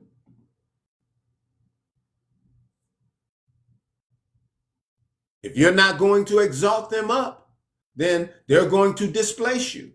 So for all of you that think their intent is to go and liberate Iran, you're under the spell of their deception. You're dealing with seducing spirits. For all of you that think what happens with respect to, the Philistines, that, this is, about, I don't even know what in the world they're trying to make it say it's about, but it's about their corruption. Them wanting resources and not caring about life itself. If you're not going to buy into whatever their plan is, then it's their aim to displace you, whatever it is.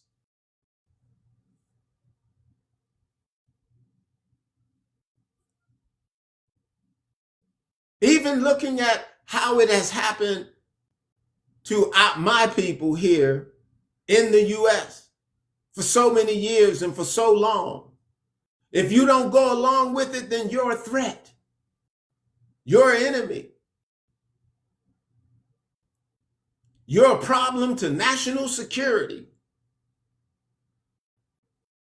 If you're not going to speak to exalt them and what their interest is, then you're the problem. And they're going to then use their resources, their media, their prestige to get rid of you. And some of you get to clapping and cheering, and you have no idea what you're clapping and cheering for. Jeremiah 4:18. Thank you all for coming into the live. Just tap the screen. I tell you, don't cost nothing. It hurts a lot of people feeling to hear a truth with respect to where the corruption is or what the corruption is, especially when you're pointing it out to be good old America. And then you're tying it into the Israeli and the state of Israel. At that point, you become anti-Semitic or, and again, all of it ties into what we just read. If you're not looking to exalt them, then they need to find a way to displace you. Jeremiah 4:18, it says, "The way and thy doings have procured these things unto thee. This is thy wickedness, because it is bitter, because it reach into thine heart," meaning into thy mind. These guys can't do anything other. And for all of you, again, that think they're going to make some change, or this board of peace that they've put about is going to bring some resemblance of calm into the world, it's not going to happen. He says, my bowels, I am pained in my very heart. He says, my heart make a noise in me, meaning looking at all of this corruption for someone that's dealing or want to stand on righteousness, it's painful to watch all of this. He says, I cannot hold my peace, and that's where I'm at today. I have to speak about it, even if it means they come knock on my door and take me away and or put me in the ground. Let that be the will of the Creator. But I'm not going to hold my peace. I have to continue expressing these words and continue showing you where the corruption is and how you need to pivot. I need to pivot, how we need to change the conversation that we're having within a standard of living that we see that makes the world a better place. But if you're not willing to become the change that you want to see, you're just talking. I cannot hold my peace because thou hast heard, O my soul, the sound of the trumpet, the alarm of war, the sound of the trumpet, the alarm of war. Destruction upon destruction is cried. This conversation is happening repetitively. The sound of the trumpet, that's that message going out. The alarm of war, we're witnessing this happening. Destruction upon destruction, we're seeing it is cried. But why? Because these individuals, they don't know any better. And a number of you don't know any better because you're cheering for them to be successful in their corruption. It said destruction upon destruction is cried. For the whole land is spoiled. Suddenly are my tents spoiled. Because the land is spoiled, then what I have is spoiled. He said, and my curtains in a moment. How long shall I see the standard? This is what you've heard me talking about over and over, the standard. How long shall I see the standard? How long shall I be in the face of corruption and hear the sound of the trumpet? How long am I going to keep warning people that these things need to change, that the wicked is, in this day and time, is a U.S. The wicked in this day and time is a Israel.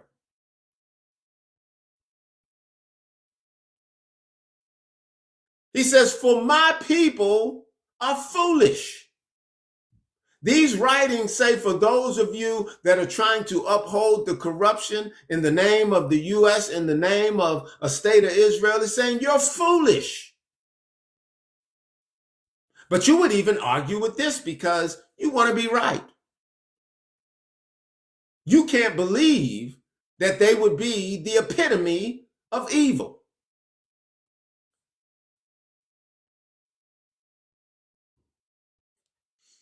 He says, my people is foolish. They have not known me. Like, you don't know what righteousness is. If you did, you wouldn't fool with this nonsense. You'd be quick to turn it off. You'd be quick to ignore it. You wouldn't keep voting for it, thinking you can change something by voting. You can't change evil through a vote. It's not set up that way. Your vote is to encourage more evil. I know you don't understand it that way.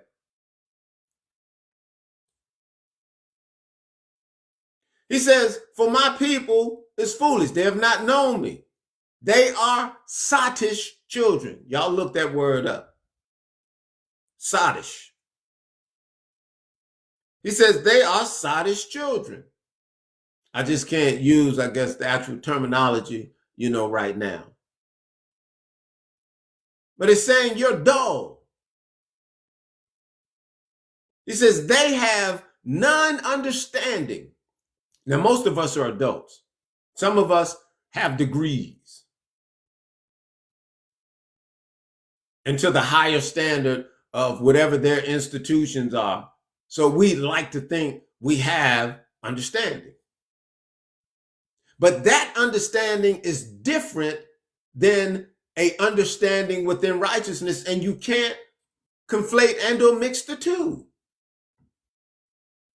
So within all of your intelligence and within all your degrees, you're ignorant to righteousness. You have no understanding as to what it is, and you promote corruption. Even in all of its subtlety and trying to tell folk, we just need a little more time. Just wait, just give it 4 more years and just that and just this. You don't understand the prophecy that these people are doing what they are designed to do, that these people definitely get their power from the dragon being a devil. These people are set on being evil. Thank you all for coming into the live. He says, they are sottish children, and they have none understanding. They are wise to do evil. Is that not what we're talking about? But to do good, they have no knowledge. And this is why I say you can have your degrees to the highest sense of their institutions. But when it comes down to what I'm talking about, you're very ignorant. And it hurts your feelings for me to tell you within all your degrees that you're ignorant. Because you think they've propped you up with a right understanding. No, what they've propped you up with is information to continue them within their agenda, within their interest. That's what they've empowered you to do, is to educate people to continue within their system of corruption. And we're trying to get out of it, as it said, come out of her, my people, that you receive none of her plagues. The problem is, are you the people? Or the question is, are you the people? He says they're wise to do evil. And you're wise to do evil because that's what we were taught from preschool to kindergarten, all the way up to the higher senses of education, to where you got your doctoral degree. You got your doctorate degree. He says, but to do good, they have no knowledge. And all of their religious institutions, they're not teaching you the knowledge of righteousness. I know it's made to seem that way, but their religious institutions would not be designed to put them out of power.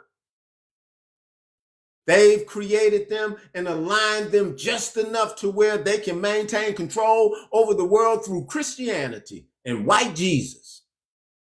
Oh, I know y'all leaving up out of here now. But we're not talking about anybody's religion. Christianity, Catholicism, Judaism. We're looking at these writings to understand the hidden meaning, that we can apply it to our life, and that we can identify the corruption in the world, that we can pivot and remove ourselves from the harm. 23, he says, I beheld the earth, and lo, it was without form and void, and the heaven, and they had no light in them. Oh, I got to tell this to you. He said, I beheld the earth, and lo, it was without form. It was just wicked and void. There was no righteousness in the world. And the heavens, talking about the entire earth, it had no light in it. Mean, look at it right now. It's just corrupt. There's no good in the world. It's just all evil. Oh, I know some of you want to convince yourself, no, there is some good in the world. We just need to go and hug and kiss people, and we need to, spread love, like that. And if we do that, then, we'll have a changed world, just hugging and kissing on people. That's a perverted sense of understanding. Hugging and kissing ain't going to do nothing but arouse somebody. We need to understand how to deal with the tenets of righteousness to change our behavior, but a number of you don't want to discipline yourself that way, so it's easier to convince people, let's go hug and kiss somebody. They need a hug, they need a kiss. Ezekiel 27 and 21, coming down to it, because I already talked just a little bit about them princes over there. Ezekiel 27 and 21, he says, Arabia and all the princes of Kedar, I'm talking to you. Because right now, y'all got your heads so far up the anus of a U.S. and trying to be friends so that you can live this life. But yet you want people to think, you have your God and you have your religion. Your God and your religion is of the dragon. Why? Because you've sided with the evil. But the writing do tell us the Euphrates River is drying up so that they can cross over coming from the east, and they will be waving a black flag as it speaks within prophecy, as we're tying certain things that's happening within the region as they're preparing to deal with the evil. And those Arabs that have sided with the evil, they're going to deal with them. Arabia, looking at Ezekiel 27:21, and all the princes of Kedar, they occupied with thee in lambs. See, they're trading with the U.S. and rams and goats. I mean, they even brought them a $24 million plane or $100 million plane or something along those lines. He says, in these were they merchants.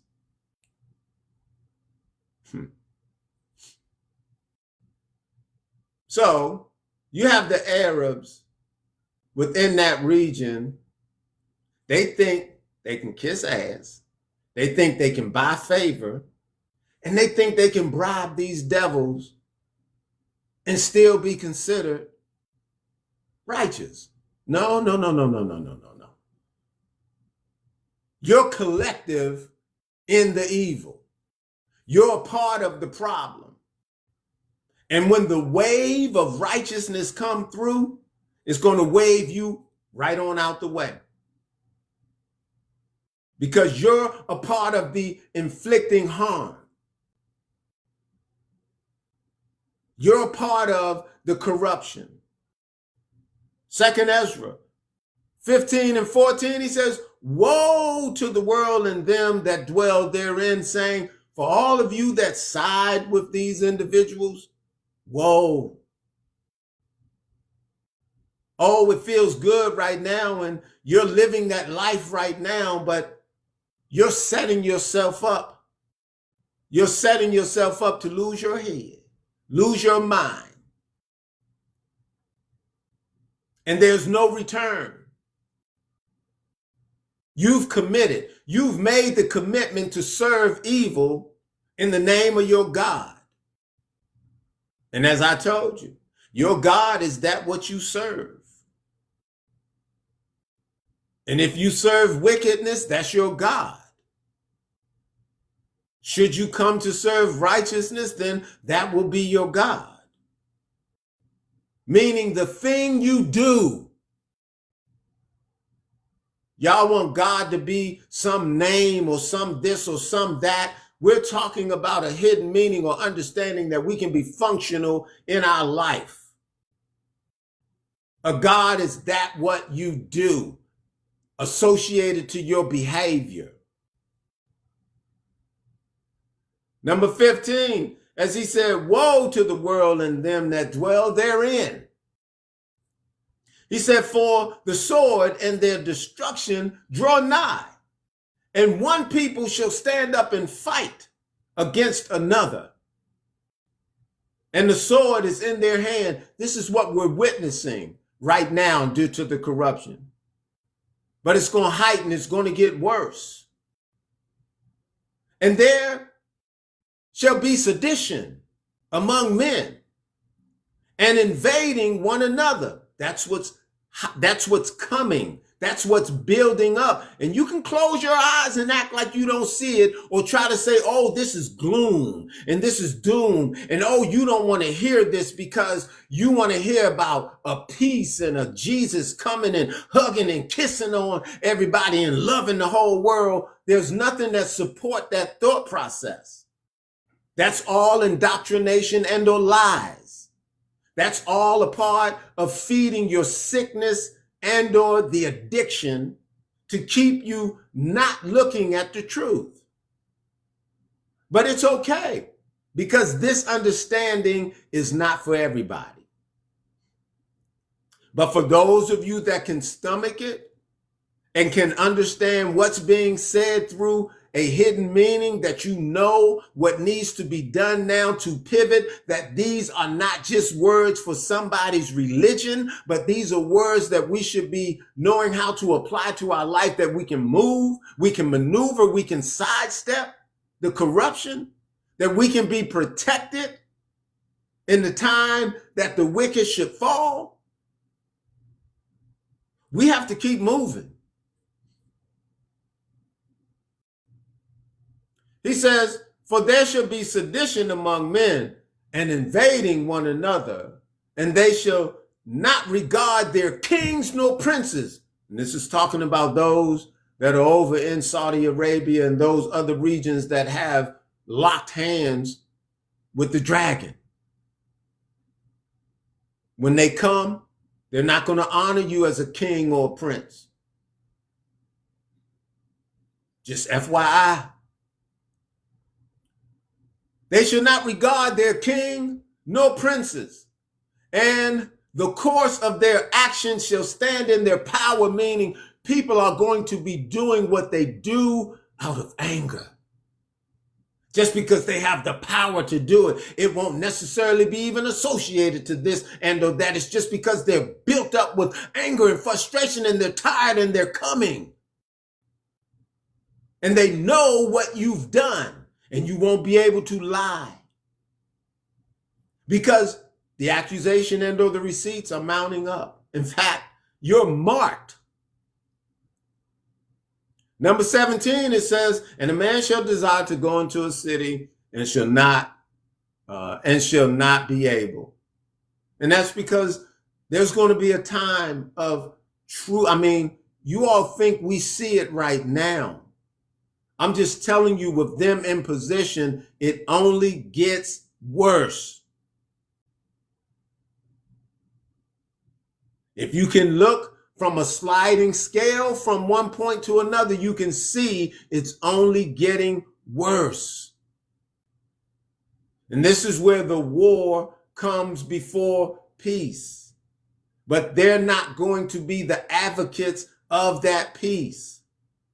They're the reason for the war, because they live within destruction. They live within corruption. They thrive off of it.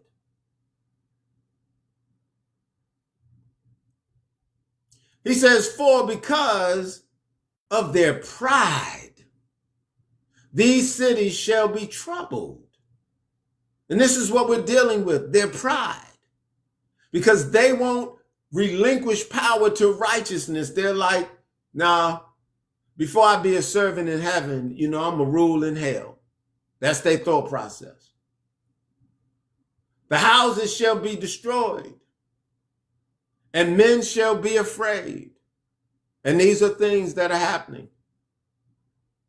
A man shall have no pity on his neighbor, but shall destroy their neighbor's houses with swords, and spoil their goods because lack of bread and for great tribulation. Now, let me explain this verse to you right here. Because to destroy a house with the sword is not talking about a actual metal sword, but think about a munition falling from the sky and hitting your house or your hospital. That's a concept of a sword. And spoil their goods.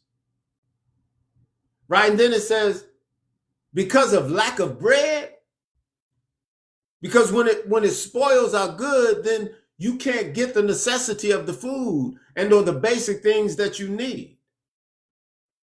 It says, because of the lack of bread, what do we see?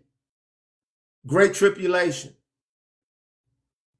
Number 20, he says, behold, say God, I will call together all the kings of the earth to vengeance, to reverence me. Meaning, all of these people that have lived in accordance to this corruption, it's saying they're going to reverence the righteousness, which are from the rising sun, from the south, from the east, to Libanus, to them to turn themselves one against another. This is what we're witnessing. And repay the things that they have done to them. You all, they're not going to escape. I'm just telling you. I know for a number of you, you don't want to hear this. And you want them to work it out, for you, because you're still trying to figure out how you're going to pay your mortgage, how you're going to pay your rent, the car that you're driving, the food that you're going to eat. But the devastation that we see in the world is coming to a theater near you real soon. These folks can't protect you. I know they make you feel good, within the conversation of their lives, like they're going to do this. But if any of you remember Katrina, there was no protection. You were on your own. That was just a small example.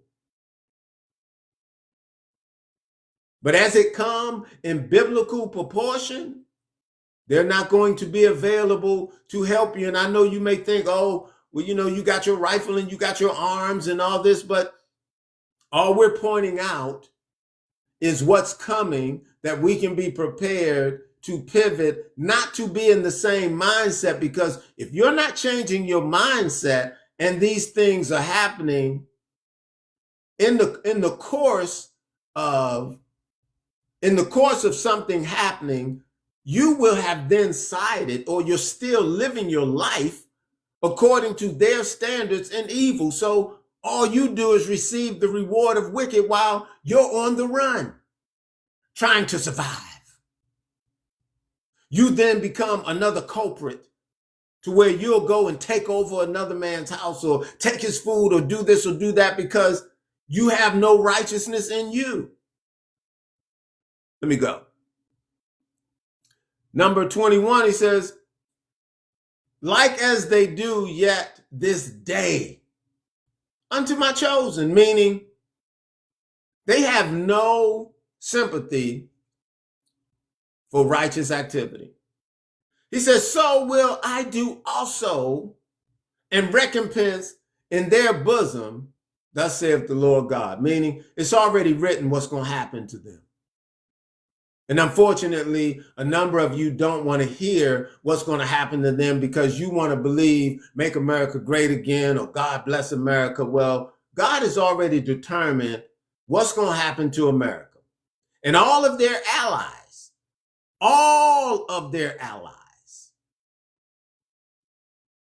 Tobit 4:15. And I know for a number of you, you're like, what book is he reading out of?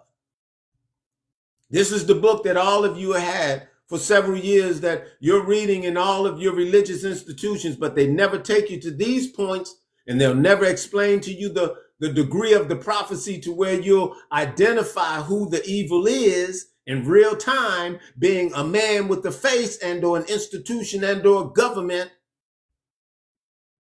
They want you to think, it's something, cartoonish and or of a fable. This is real stuff, you all. We're living it. We're reading about it within a writing of antiquity that we can bring it forward and come to understand how it applies today, and it helps us to see even clearer for those that want to see, because some of you don't want to see. Tobit 4:15. It says, do that to no man which thou hate. That's tough for a lot of folks, but that's a principle. They don't live off of that principle, though, because they're corrupt. He says, do that to no man which thou hate. He says, drink not wine to make thee drunk. Now, again, with allegory, it's not talking about actual wine and drinking. What he's saying is, don't be wicked. Don't go around acting as if you're righteous, but everything you do is wicked. He says, neither let drunkenness go with thee in thy journey. So don't move around being corrupt all your life. He says, give thy bread to the hungry. Now, do you think it's talking about actual bread? As I'm telling you, we're dealing with an allegory when it's saying, and also it said, man, don't live by bread alone, but every word that come out of my mouth. So the every word that come out of my mouth is centered to a righteous standard. So when you give of thy bread to the hungry, it's not talking about bread. It's saying spread righteousness. He says, and thy garment to them that are naked. It's not talking about taking off your clothes and giving it to somebody that doesn't have clothes. It's saying help those that do not understand righteousness. Teach them the way. They're naked in their sin, in their transgression. You clothe them with a proper understanding. He says, and according to thine abundance, give alms. According to your understanding, serve the people around you in righteousness. He says, and let not thine eye be envious when thou give alms. He says, pour out thy bread on the burial of the just. Now, I had to bring this part out because if you thought it was talking about real bread, what sense do it make to go over someone's grave and start pouring bread out on the ground? That doesn't make sense. So within the allegory, it's telling you to pour out thy bread on the burial of the just. It's saying for those that have done that good work and you're feeding the hungry, you remind individuals of that good work. Thank you all for coming into the live. He says, pour out thy bread on the burial of the just. And get this part. He said, but give nothing to the wicked. Oh, that hurts a lot of folks' feelings because y'all think you're just supposed to give to anybody and everybody. He said, give nothing to the wicked. The point is being able to identify who the wicked is. So when you identify these two individuals as the wicked, you're not supposed to give them anything. Your most valuable asset being your attention. You should pay them no mind. He says, ask counsel of all that are wise. Now, if you think it comes from their institutions, then it ain't never going to be wise. But we don't have institutions out-centered that are delegated and or known to deal with righteousness, so we have to really search to find it. But when you find it, you should hold on to it and you should use that resource to continue building yourself up because it's a rare find. He says, ask counsel of all that are wise, meaning all that are dealing with righteous principles. He says, and despise not any counsel that is profitable. You're not going to get profitable counsel from a U.S. and or Israeli-led institution. They're not set up that way.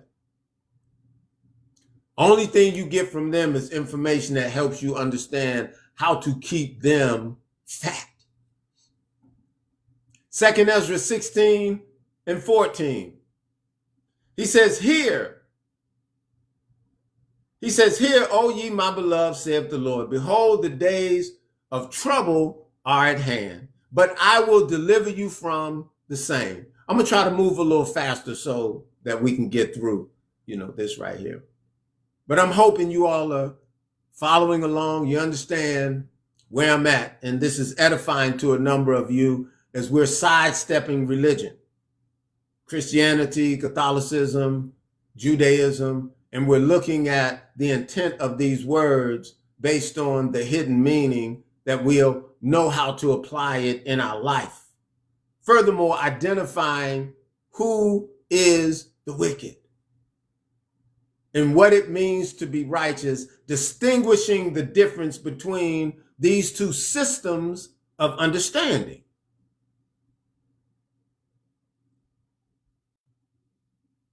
He says, but I will deliver you from the same. Be you not afraid, neither doubt, for God is your guide. Now, again, when it says for God is your guide, do you think it's talking about a Jesus or a Yahweh, or this or that? As we've been dealing with the hidden meaning, when he says, be not afraid, neither doubt, he's saying, trust in the principle. Trust in the standard that you've been given. For God is your guide is saying that law that you're given to live by, that's going to guide you. It's going to clear it up right here in the next verse.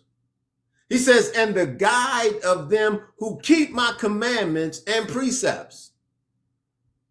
So that's the God that's going to guide you. It's the commandments and the precepts. As I've said to you over and over, your God is the thing that you do based on your behavior. What standard are you practicing? If you're practicing within corrupt standards, your God is centered around the dragon or the devil. But if you're dealing with it on the higher standard of the principles and precepts, then your God becomes that law within righteousness. He says, saith the Lord God, let not your sins weigh you down. Don't keep living in this world of corruption as it's bringing you down within decay. It's taking life from you every day. Don't let your sins weigh you down. Let not your iniquities lift up themselves, meaning you just give up and you say, you start to doubt. Ain't no goodness, ain't no righteousness. This is what it is. And, you just got to go get you some money and this. So now you're living vicariously. Let not your iniquities lift up themselves. 77, he says, woe unto them. He says, woe be unto them that are bound with their sins. If you're stuck on corruption, they're saying, whoa, stop. That are bound with their sins and covered with their iniquity, like as a field is covered over with bushes. Thank you all for coming into the live, right? I just say tap the screen. It don't cost nothing. You can share the live. You can repost the live. I do understand this. You don't have too many platforms that are committed to explaining these types, of things to you that will give you a sense of direction and how you need to deal with introspection, even to where when you're reading this book, it can have a deeper meaning for you outside of somebody's religion, outside of someone's indoctrination, but coming to understand what it means to apply these principles to your life. He says, like a field covered with bushes, and the path thereof covered with thorns, that no man may travel through. This is allegory, just giving you a picture of how chaotic it is to continue living in deception. It is left undressed and is cast into the fire to be consumed therewith. So for all of you that can't get off of that lifestyle, then you're going to receive the reward of the wicked. Some of you, you've accepted in your mind that that's where you want to be. And that's all it is. But for those of us that know we need to pivot, let's pivot. Revelation 17:3. He says, so he carried me away in the spirit into the wilderness. And we're talking about prophecy 2026. And I saw a woman sit upon a scarlet colored beast, full of names of blasphemy, having 7 heads and 10 horns. So we're coming back, to that imagery. But really all we're looking at in this day and time is the fulfillment of America and how it is a contradiction, and it is dealing in various degrees of blasphemy. It does have power, and it does have multiple heads, and those that are, complicit and or confederate with it. He says, and the woman was arrayed in purple and scarlet and decked with gold and precious stones and pearls, meaning it was wealthy. As America likes to brag or boast, they're the wealthiest nation, in the world right now. Having a golden cup in her hand, full of abominations and filthiness of her fornication. This is all we've really been talking about for this very long time, identifying the corruptions that we've been given as a people, as a lifestyle. And now we're finding out this lifestyle is not beneficial to the point to where it can sustain us. It's actually taking us out. And the only thing we can do is pivot. And for those of you that are not willing to pivot, then you're left with the only option, and that is to receive that reward of the wicked. Number 5, it says, and upon her head and upon her forehead was the name written, Mystery Babylon the Great, the mother of harlots and abominations of the earth. See, a number of you want to take this and make it be of something way back then, but we're right now in this day and time, and Mystery Babylon the Great, the mother of harlots, is definitely the U.S. Because everybody comes to the U.S., and if the U.S. does not uphold you, then they'll displace you.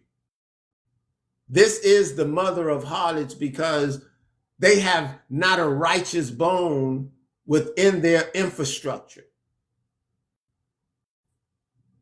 He says, and I saw the woman drunken with the blood of the saints. That's the displacement. Anybody that will not coincide with them, then they strike up a plan to get rid of you. And the blood of the martyrs of Jesus. And when I saw her, I wondered with great admiration. And the angel said unto me, wherefore did thou marvel? Meaning, why are you acting like this is a surprise to you? He says, I will tell thee the mystery of the woman. And this is what we want to know. Who is this Mystery Babylon? He said, but I'm going to tell you who it is. He said, I will tell you the mystery of the woman and of the beast that carry her. So you have men that are carrying it. He says, which have 7 heads and 10 horns. He said, the beast that thou saw and is not. So at that time when he was looking at it, it had not happened just yet. But now today we're in that time.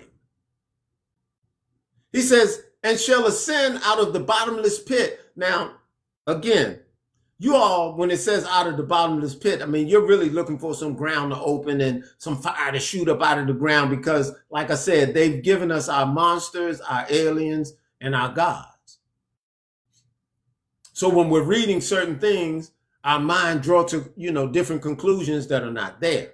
But if we want to understand the hidden meaning as it pertains to ascending out of the bottomless pit, it's talking about the behavior, the mindset, degrees of corruption, wickedness, transgression, no desire to be correct, set on doing evil, ascend out of the bottomless pit and go into perdition, destruction. That's all they know. Look at their record. If you can show anything else, I'll take it. But there's nothing that you can show that's consistent within righteousness. All they know and all they have done since their existence is evil and corruption. I would like for you to prove me wrong. I'll be available. I'll be open to it. But you'll be wasting your time. He says, and they that dwell on the earth shall wonder, whose names were not written in the book of life from the foundation of the world. So that goes back to what we were looking at earlier, you all, when it talked about the dead that were standing small and great, and they were judged out of the book. So you have a parcel of people that are not going to understand this because they're not in the book of life. They're standing with the dead, whose names were not written in the book of life from the foundation of the world, when they behold the beast that was and is not and yet is. So you all are looking at the U.S. and you're feeling like there's such a superpower and they're leading the way, and you don't understand that they're bringing things to an end. More specifically, to the end of the corruption. Too many of you have aligned yourselves with that understanding. Revelations 18:8. And it says, therefore shall her plagues come in one day. It says death and mourning and famine, and she shall be utterly burned with fire. For strong is the Lord God who judged her. So all of you that say, make America great again and God bless America, you don't understand Revelations 18:8. Number 9, he says, and the kings of the earth who have committed fornication and lived deliciously with her, even talking about the princes and those Arabs that are over in that region and, other nations and people that have decided to accept their vow. All of you, there's no turning back. You've committed to your end. Who have committed fornication and lived deliciously with her shall bewail her and lament for her when they shall see the smoke of her burning. Because they don't think anything is going to happen to America. They just don't believe it. But everything you see around the world happening is destined to happen in your safe place of America, wherever it is, whatever it is. Standing afar off for the fear of her torment, saying, alas, alas, the great city, Babylon, that mighty city. That's how they talk about America. So strong, so great, mighty, nobody can stop us. Said, for in 1 hour, thy judgment is come. This thing is set in stone. You won't be able to stop it. 2nd Ezra, and I do need to speed up, I really do. 2nd Ezra 15:40. He says, the great and mighty cloud shall be puffed up with wrath. And that's them. They feel like they're so mighty and they're so great. They're puffed up in all of their wrath. He says, and the star that may make all the earth afraid, talking about their munitions. Like when you look at some of these videos and it's nighttime and you see those munitions up in the air, they look like little stars. You can see it in that manner. So you can think of someone in that time looking at this. That's how they could depict it, as a star. But in today, when we watch these videos, we know those are little missiles. They make the earth afraid, and them that dwell therein, and they shall pour out over every high and eminent place an horrible star. All they have are weapons of destruction. Fire and hell and flying swords. Now, a flying sword, you all, that's just talking about a missile. But again, that's how they could describe it, within what they could relate to. It says, for many waters, that all fields may be filled, and all rivers with the abundance of great water. And they shall break down the cities and the walls, mountains and hills, the governments and the systems and things. The earth is going to be totally immobile. You all ain't seen nothing yet. Some of you have the remnants of your comfortableness, but it's easing its way into your region, into your facility, into your area. Don't get too comfortable. I know you don't want to hear it and you don't want to look at it, but it's best to hear it and then look to see what you need to do to prepare. 43, he says, and they shall go steadfastly unto Babylon and make her afraid. What is it talking about? Because America is the superpower and it has all of its allies. But here lately, we've been listening to the allies lose confidence. It says they shall come to her and besiege her. Because America doesn't think that their allies will turn, on her. But according to what's written, it's going to happen at the right time. And besiege her. The star and all the wrath shall they pour out upon her. You all don't think a munition is going to come into this great land of the United States of America. But prophecy says it's going to happen. But you believe Pete Hegseth and his Christian and his reinvention of a Christian crusade and them being the leaders, over heaven for eternity. It's not going to happen.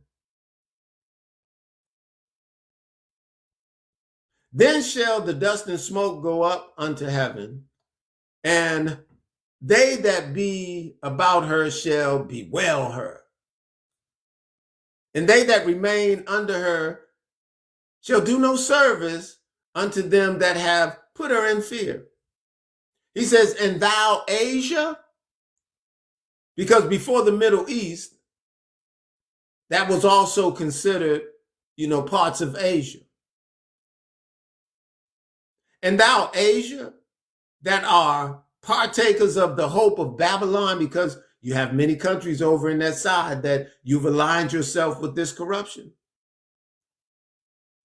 And art the glory of her person, like you all are lock in hand. You're getting the benefit from these things. He says, woe unto thee, thou wretch, because thou hast made thyself like unto her. The entire world is under this corruption. None of these kingdoms, none of these nations, none of these people are righteous or have a righteous standard. So it all has to come down. You've made yourself like unto her. and has decked thy daughters in whoredom, that they might please and glory thy lovers, which have always desired to commit whoredom with thee. Just speaking in allegory, you all, right? We're coming to the end right here. He says, thou hast followed her that is hated. America is hated. By who? America is hated by all that is righteous. America is hated by the will of the Creator. And for all of you that align yourself with her, you're hated. But I know within the construct of their religions and their indoctrination, you don't feel that way. But you can believe all the lies if you desire.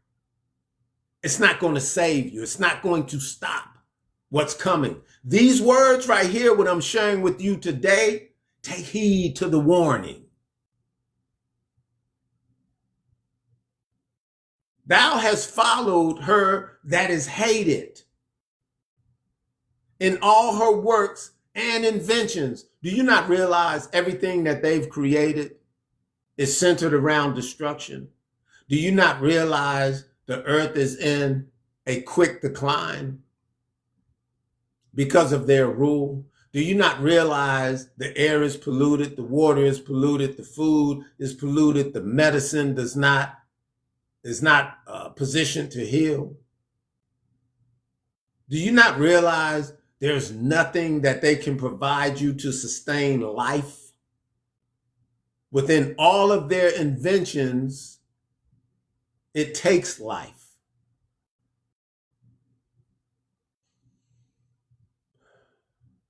Second Ezra 15:54. He says, set forth the beauty of thy countenance. Meaning, look at all this corruption. Set forth the beauty of that countenance. Look at all this corruption. And how are you going to try and say that this is upright and or standing, or, oh, we just need 4 more years and we can get it fixed, get the Democrats in the House. Once the Democrats get in, get the Republicans in the House. I mean, that story goes on and on and on. It's never ending. Set forth the beauty of thy countenance. 55, he says, the reward of thy whoredom shall be in thy bosom. Look at how they have the world stuck in confusion under their leadership, because they are the superpower, right? They are in control of the kingdom or dominion of the entire world. They have renamed regions and continents such as the Middle East, America, Africa. He says, therefore shall thou receive recompense, like as thou hast done unto my chosen, saith the Lord, even so shall God do unto thee, and shall deliver thee into mischief. Thy children shall die of hunger. And this is what's happening. And when it says thy children, it's talking about all that have dealt within their mindset. People are dying of hunger, disease, all because of their rulership. Thy children shall die of hunger, and thou shalt fall through the sword, meaning all they know is war. This is why war is going to come before the peace. Thy city shall be broken down. They won't be able to sustain it. And all thine shall perish with the sword in the field. In the field means in the world. All of your wicked doings is going to perish within all the war that you create. Because we're coming to the point of the war that's going to wipe you out. And y'all should be cheering for that. The war that wipes out corruption and wickedness. Yeah. We should be on our feet. We should be holding our phones up right now with the lights on, like we at a concert somewhere. He says, thy city shall be broken down, and all thine shall perish with the sword in the field, meaning in the world. He says, they that be in the mountains shall die of hunger. Because you got some folks that in the mountains, they think they're going to be able to sustain themselves, but all of that's going to dry up. He says, and eat their own flesh and drink their own blood, and for very hunger of bread and thirst of water. It's going to get bad because of who is in rulership. And so many people are complicit and or allowing it to be. You're in line with it.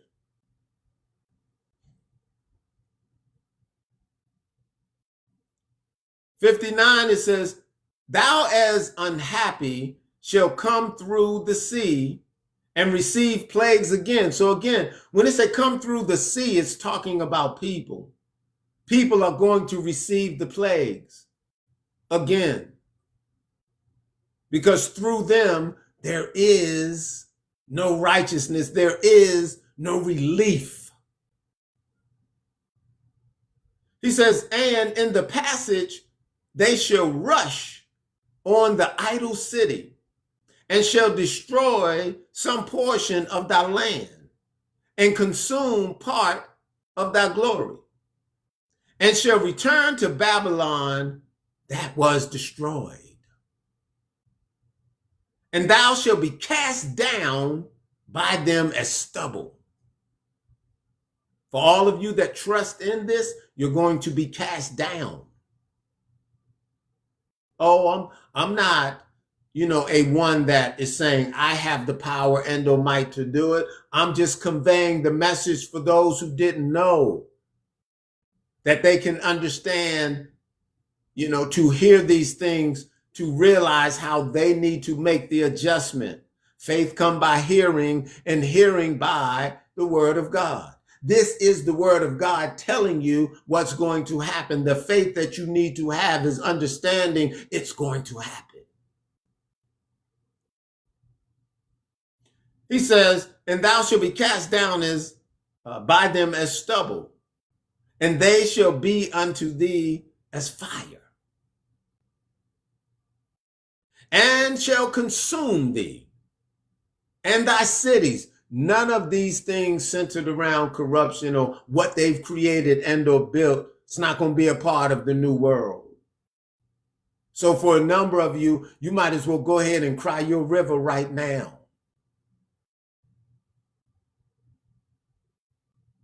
And all shall consume thee and thy cities, thy land and thy mountains, and all thy wood and all thy fruitful trees shall they burn up with fire.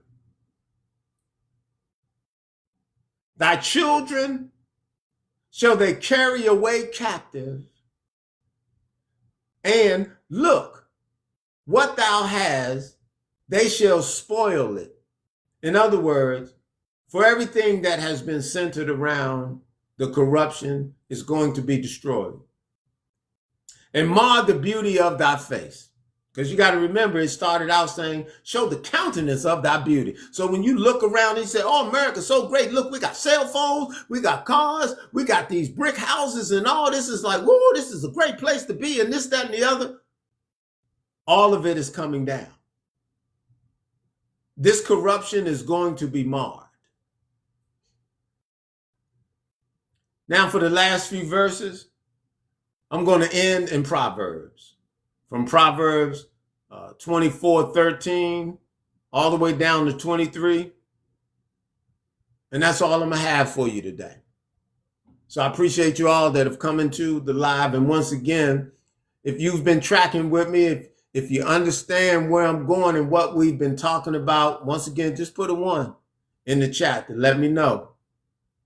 You know, it makes sense to you. If you don't, you could put a 2 to let me know, you know, you don't understand, you don't know where we're going. But I made it clear that we're not talking about religion. We're not talking about Christianity, or we're not talking about Catholicism or Judaism.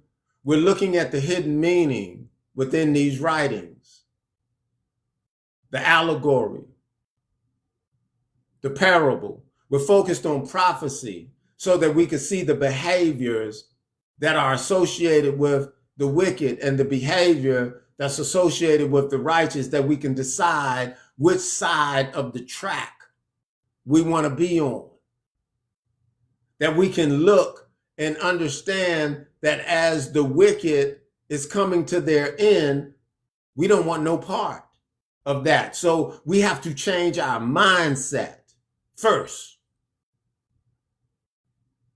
You have to make a commitment to want to be on or within this right understanding that it can then take the time necessary to reveal the things to you. But if you think you're going to play games with righteousness and with wisdom without making a commitment, and it's going to reveal itself to you, it's not like a person that you can slick it or cheat it. It understands the fabric of your being before you do. But if you have it within you to actually do it, then it understands that, and you're able to receive the understanding in truth that you're really committed, like you want this more than anything else. You want this. So let me go to Proverbs so we can be done for today. And I thank you all, I thank you all for coming in. He said the awareness. I appreciate it. All right, so Proverbs 24:13. He says, my son, eat thou honey. As we're talking about this righteous standard, this is what we need to be eating. Not their corruption and their lies and their systems and their institutions and their indoctrinations and their religion. The world that they've set up is a lie. The world that they've set up is corrupt. It's evil. That's all it can produce. And anyone that aligns themselves with it, that's what you produce. Until you pivot and move yourself out of it first in your mind. Come out of her, my people, that you receive none of her plagues. The question is, are you that people? My son, eat thou the honey, because it is good, meaning the commandments and the precepts, these are good. And the honeycomb, which is sweet to thy taste. He says, so shall the knowledge and wisdom be unto thy soul, when thou hast found it, because that's what we're now looking, is to find it. He says, then there shall be a reward, and thy expectation shall not be cut off. And this is what we're saying. There's a reward for the righteous, and there's a reward for the wicked. When you find this righteousness and you commit to it, then it's not going to be cut off. He says, lay not wait, oh wicked man. Because you got some that say, oh man, this came up, that came up. Oh, I had to do this. Oh, I had to do that. So like I said, this is not for you. Lay not wait, oh wicked man, against the dwelling of the righteous. He says, spoil not his resting place. For a just man falls 7 times. And rise up again. So in this is saying, for a number of us, we've been perverted all our lives. But now here we come. We've committed to this thing of righteousness. We might make a mistake. There's no need to beat yourself up. Because in making a mistake, it says his grace is sufficient. We look at the mistake we made and we don't do it again. we count it as the mistake. It wasn't intentional. It ain't like you looked at it and said, oh, I know I shouldn't be with this woman, but I'm going to do it anyway, and then I'll ask for forgiveness. It don't work like that. But if you had no idea that that was a part of the process, and then after the fact you found out, then you can't go do that again. In the scope of you desiring to be righteous, because there are degrees to this understanding, and no one can expect for you to just know these things. But you'll fall 7 times. He said, rise again, get up. He said, but the wicked shall fall into mischief. The wicked ain't trying to hear none of this, what's being talked about. He says, rejoice not when thine enemy fall. I wanted that part to be in there because a lot of you right now say, see, you talking about rejoicing over, a U.S. and a Israel. And right there it said, don't rejoice over the enemy. That's not what this is talking about. This is not telling you to support corruption and evil.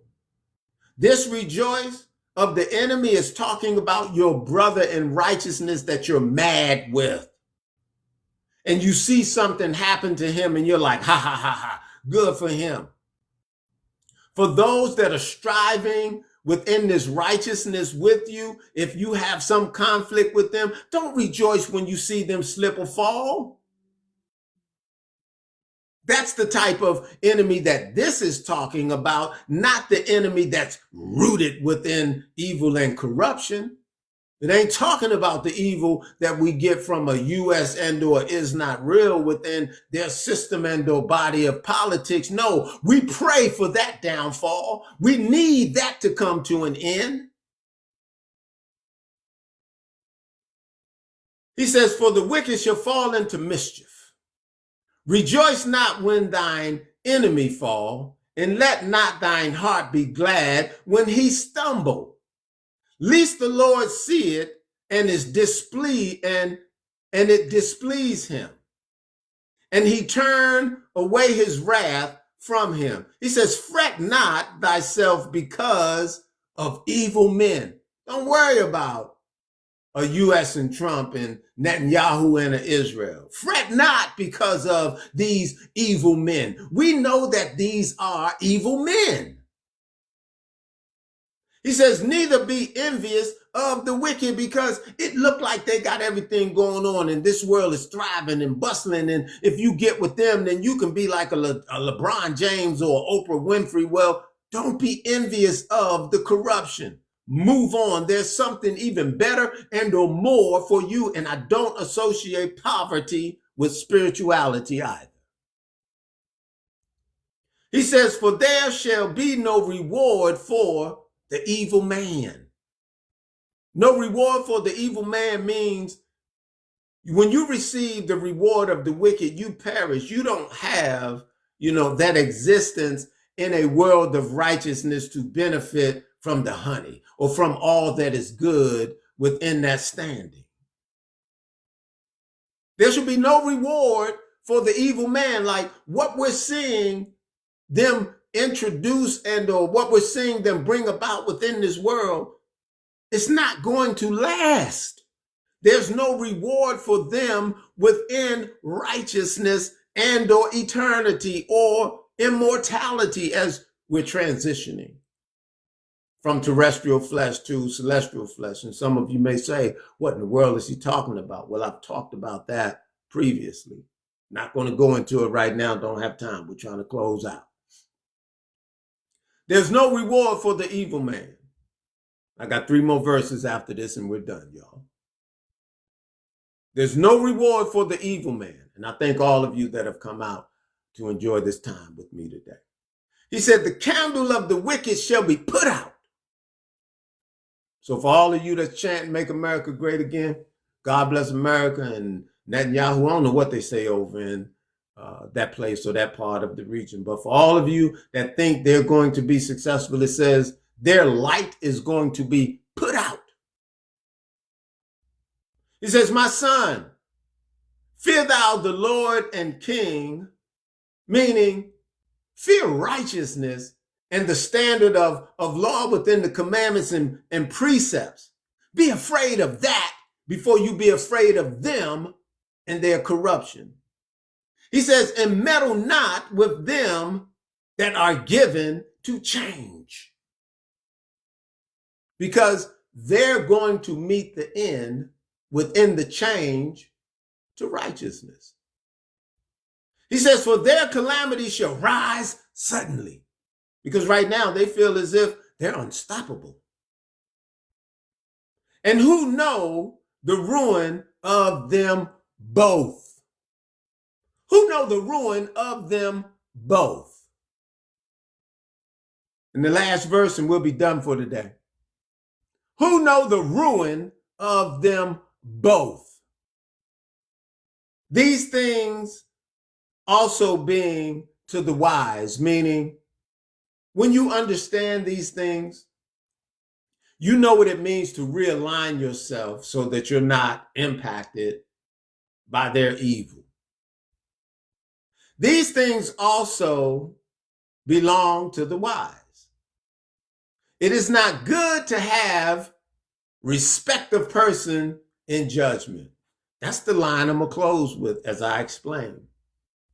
It's not good to have respect of person in judgment. What makes them wicked is they claim to have a law that's supposed to be righteous and therefore law and order, but yet they have respect for person. If you have Epstein money, you can buy your way out of a charge or an accusation.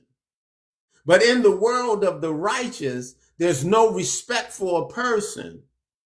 If you cross the principle, if you break the law, whether you're rich or whether you're poor, you're going to be examined by that law. You're going to deal with the judgment and the sentence of the law that you broke. It don't matter how much money you have.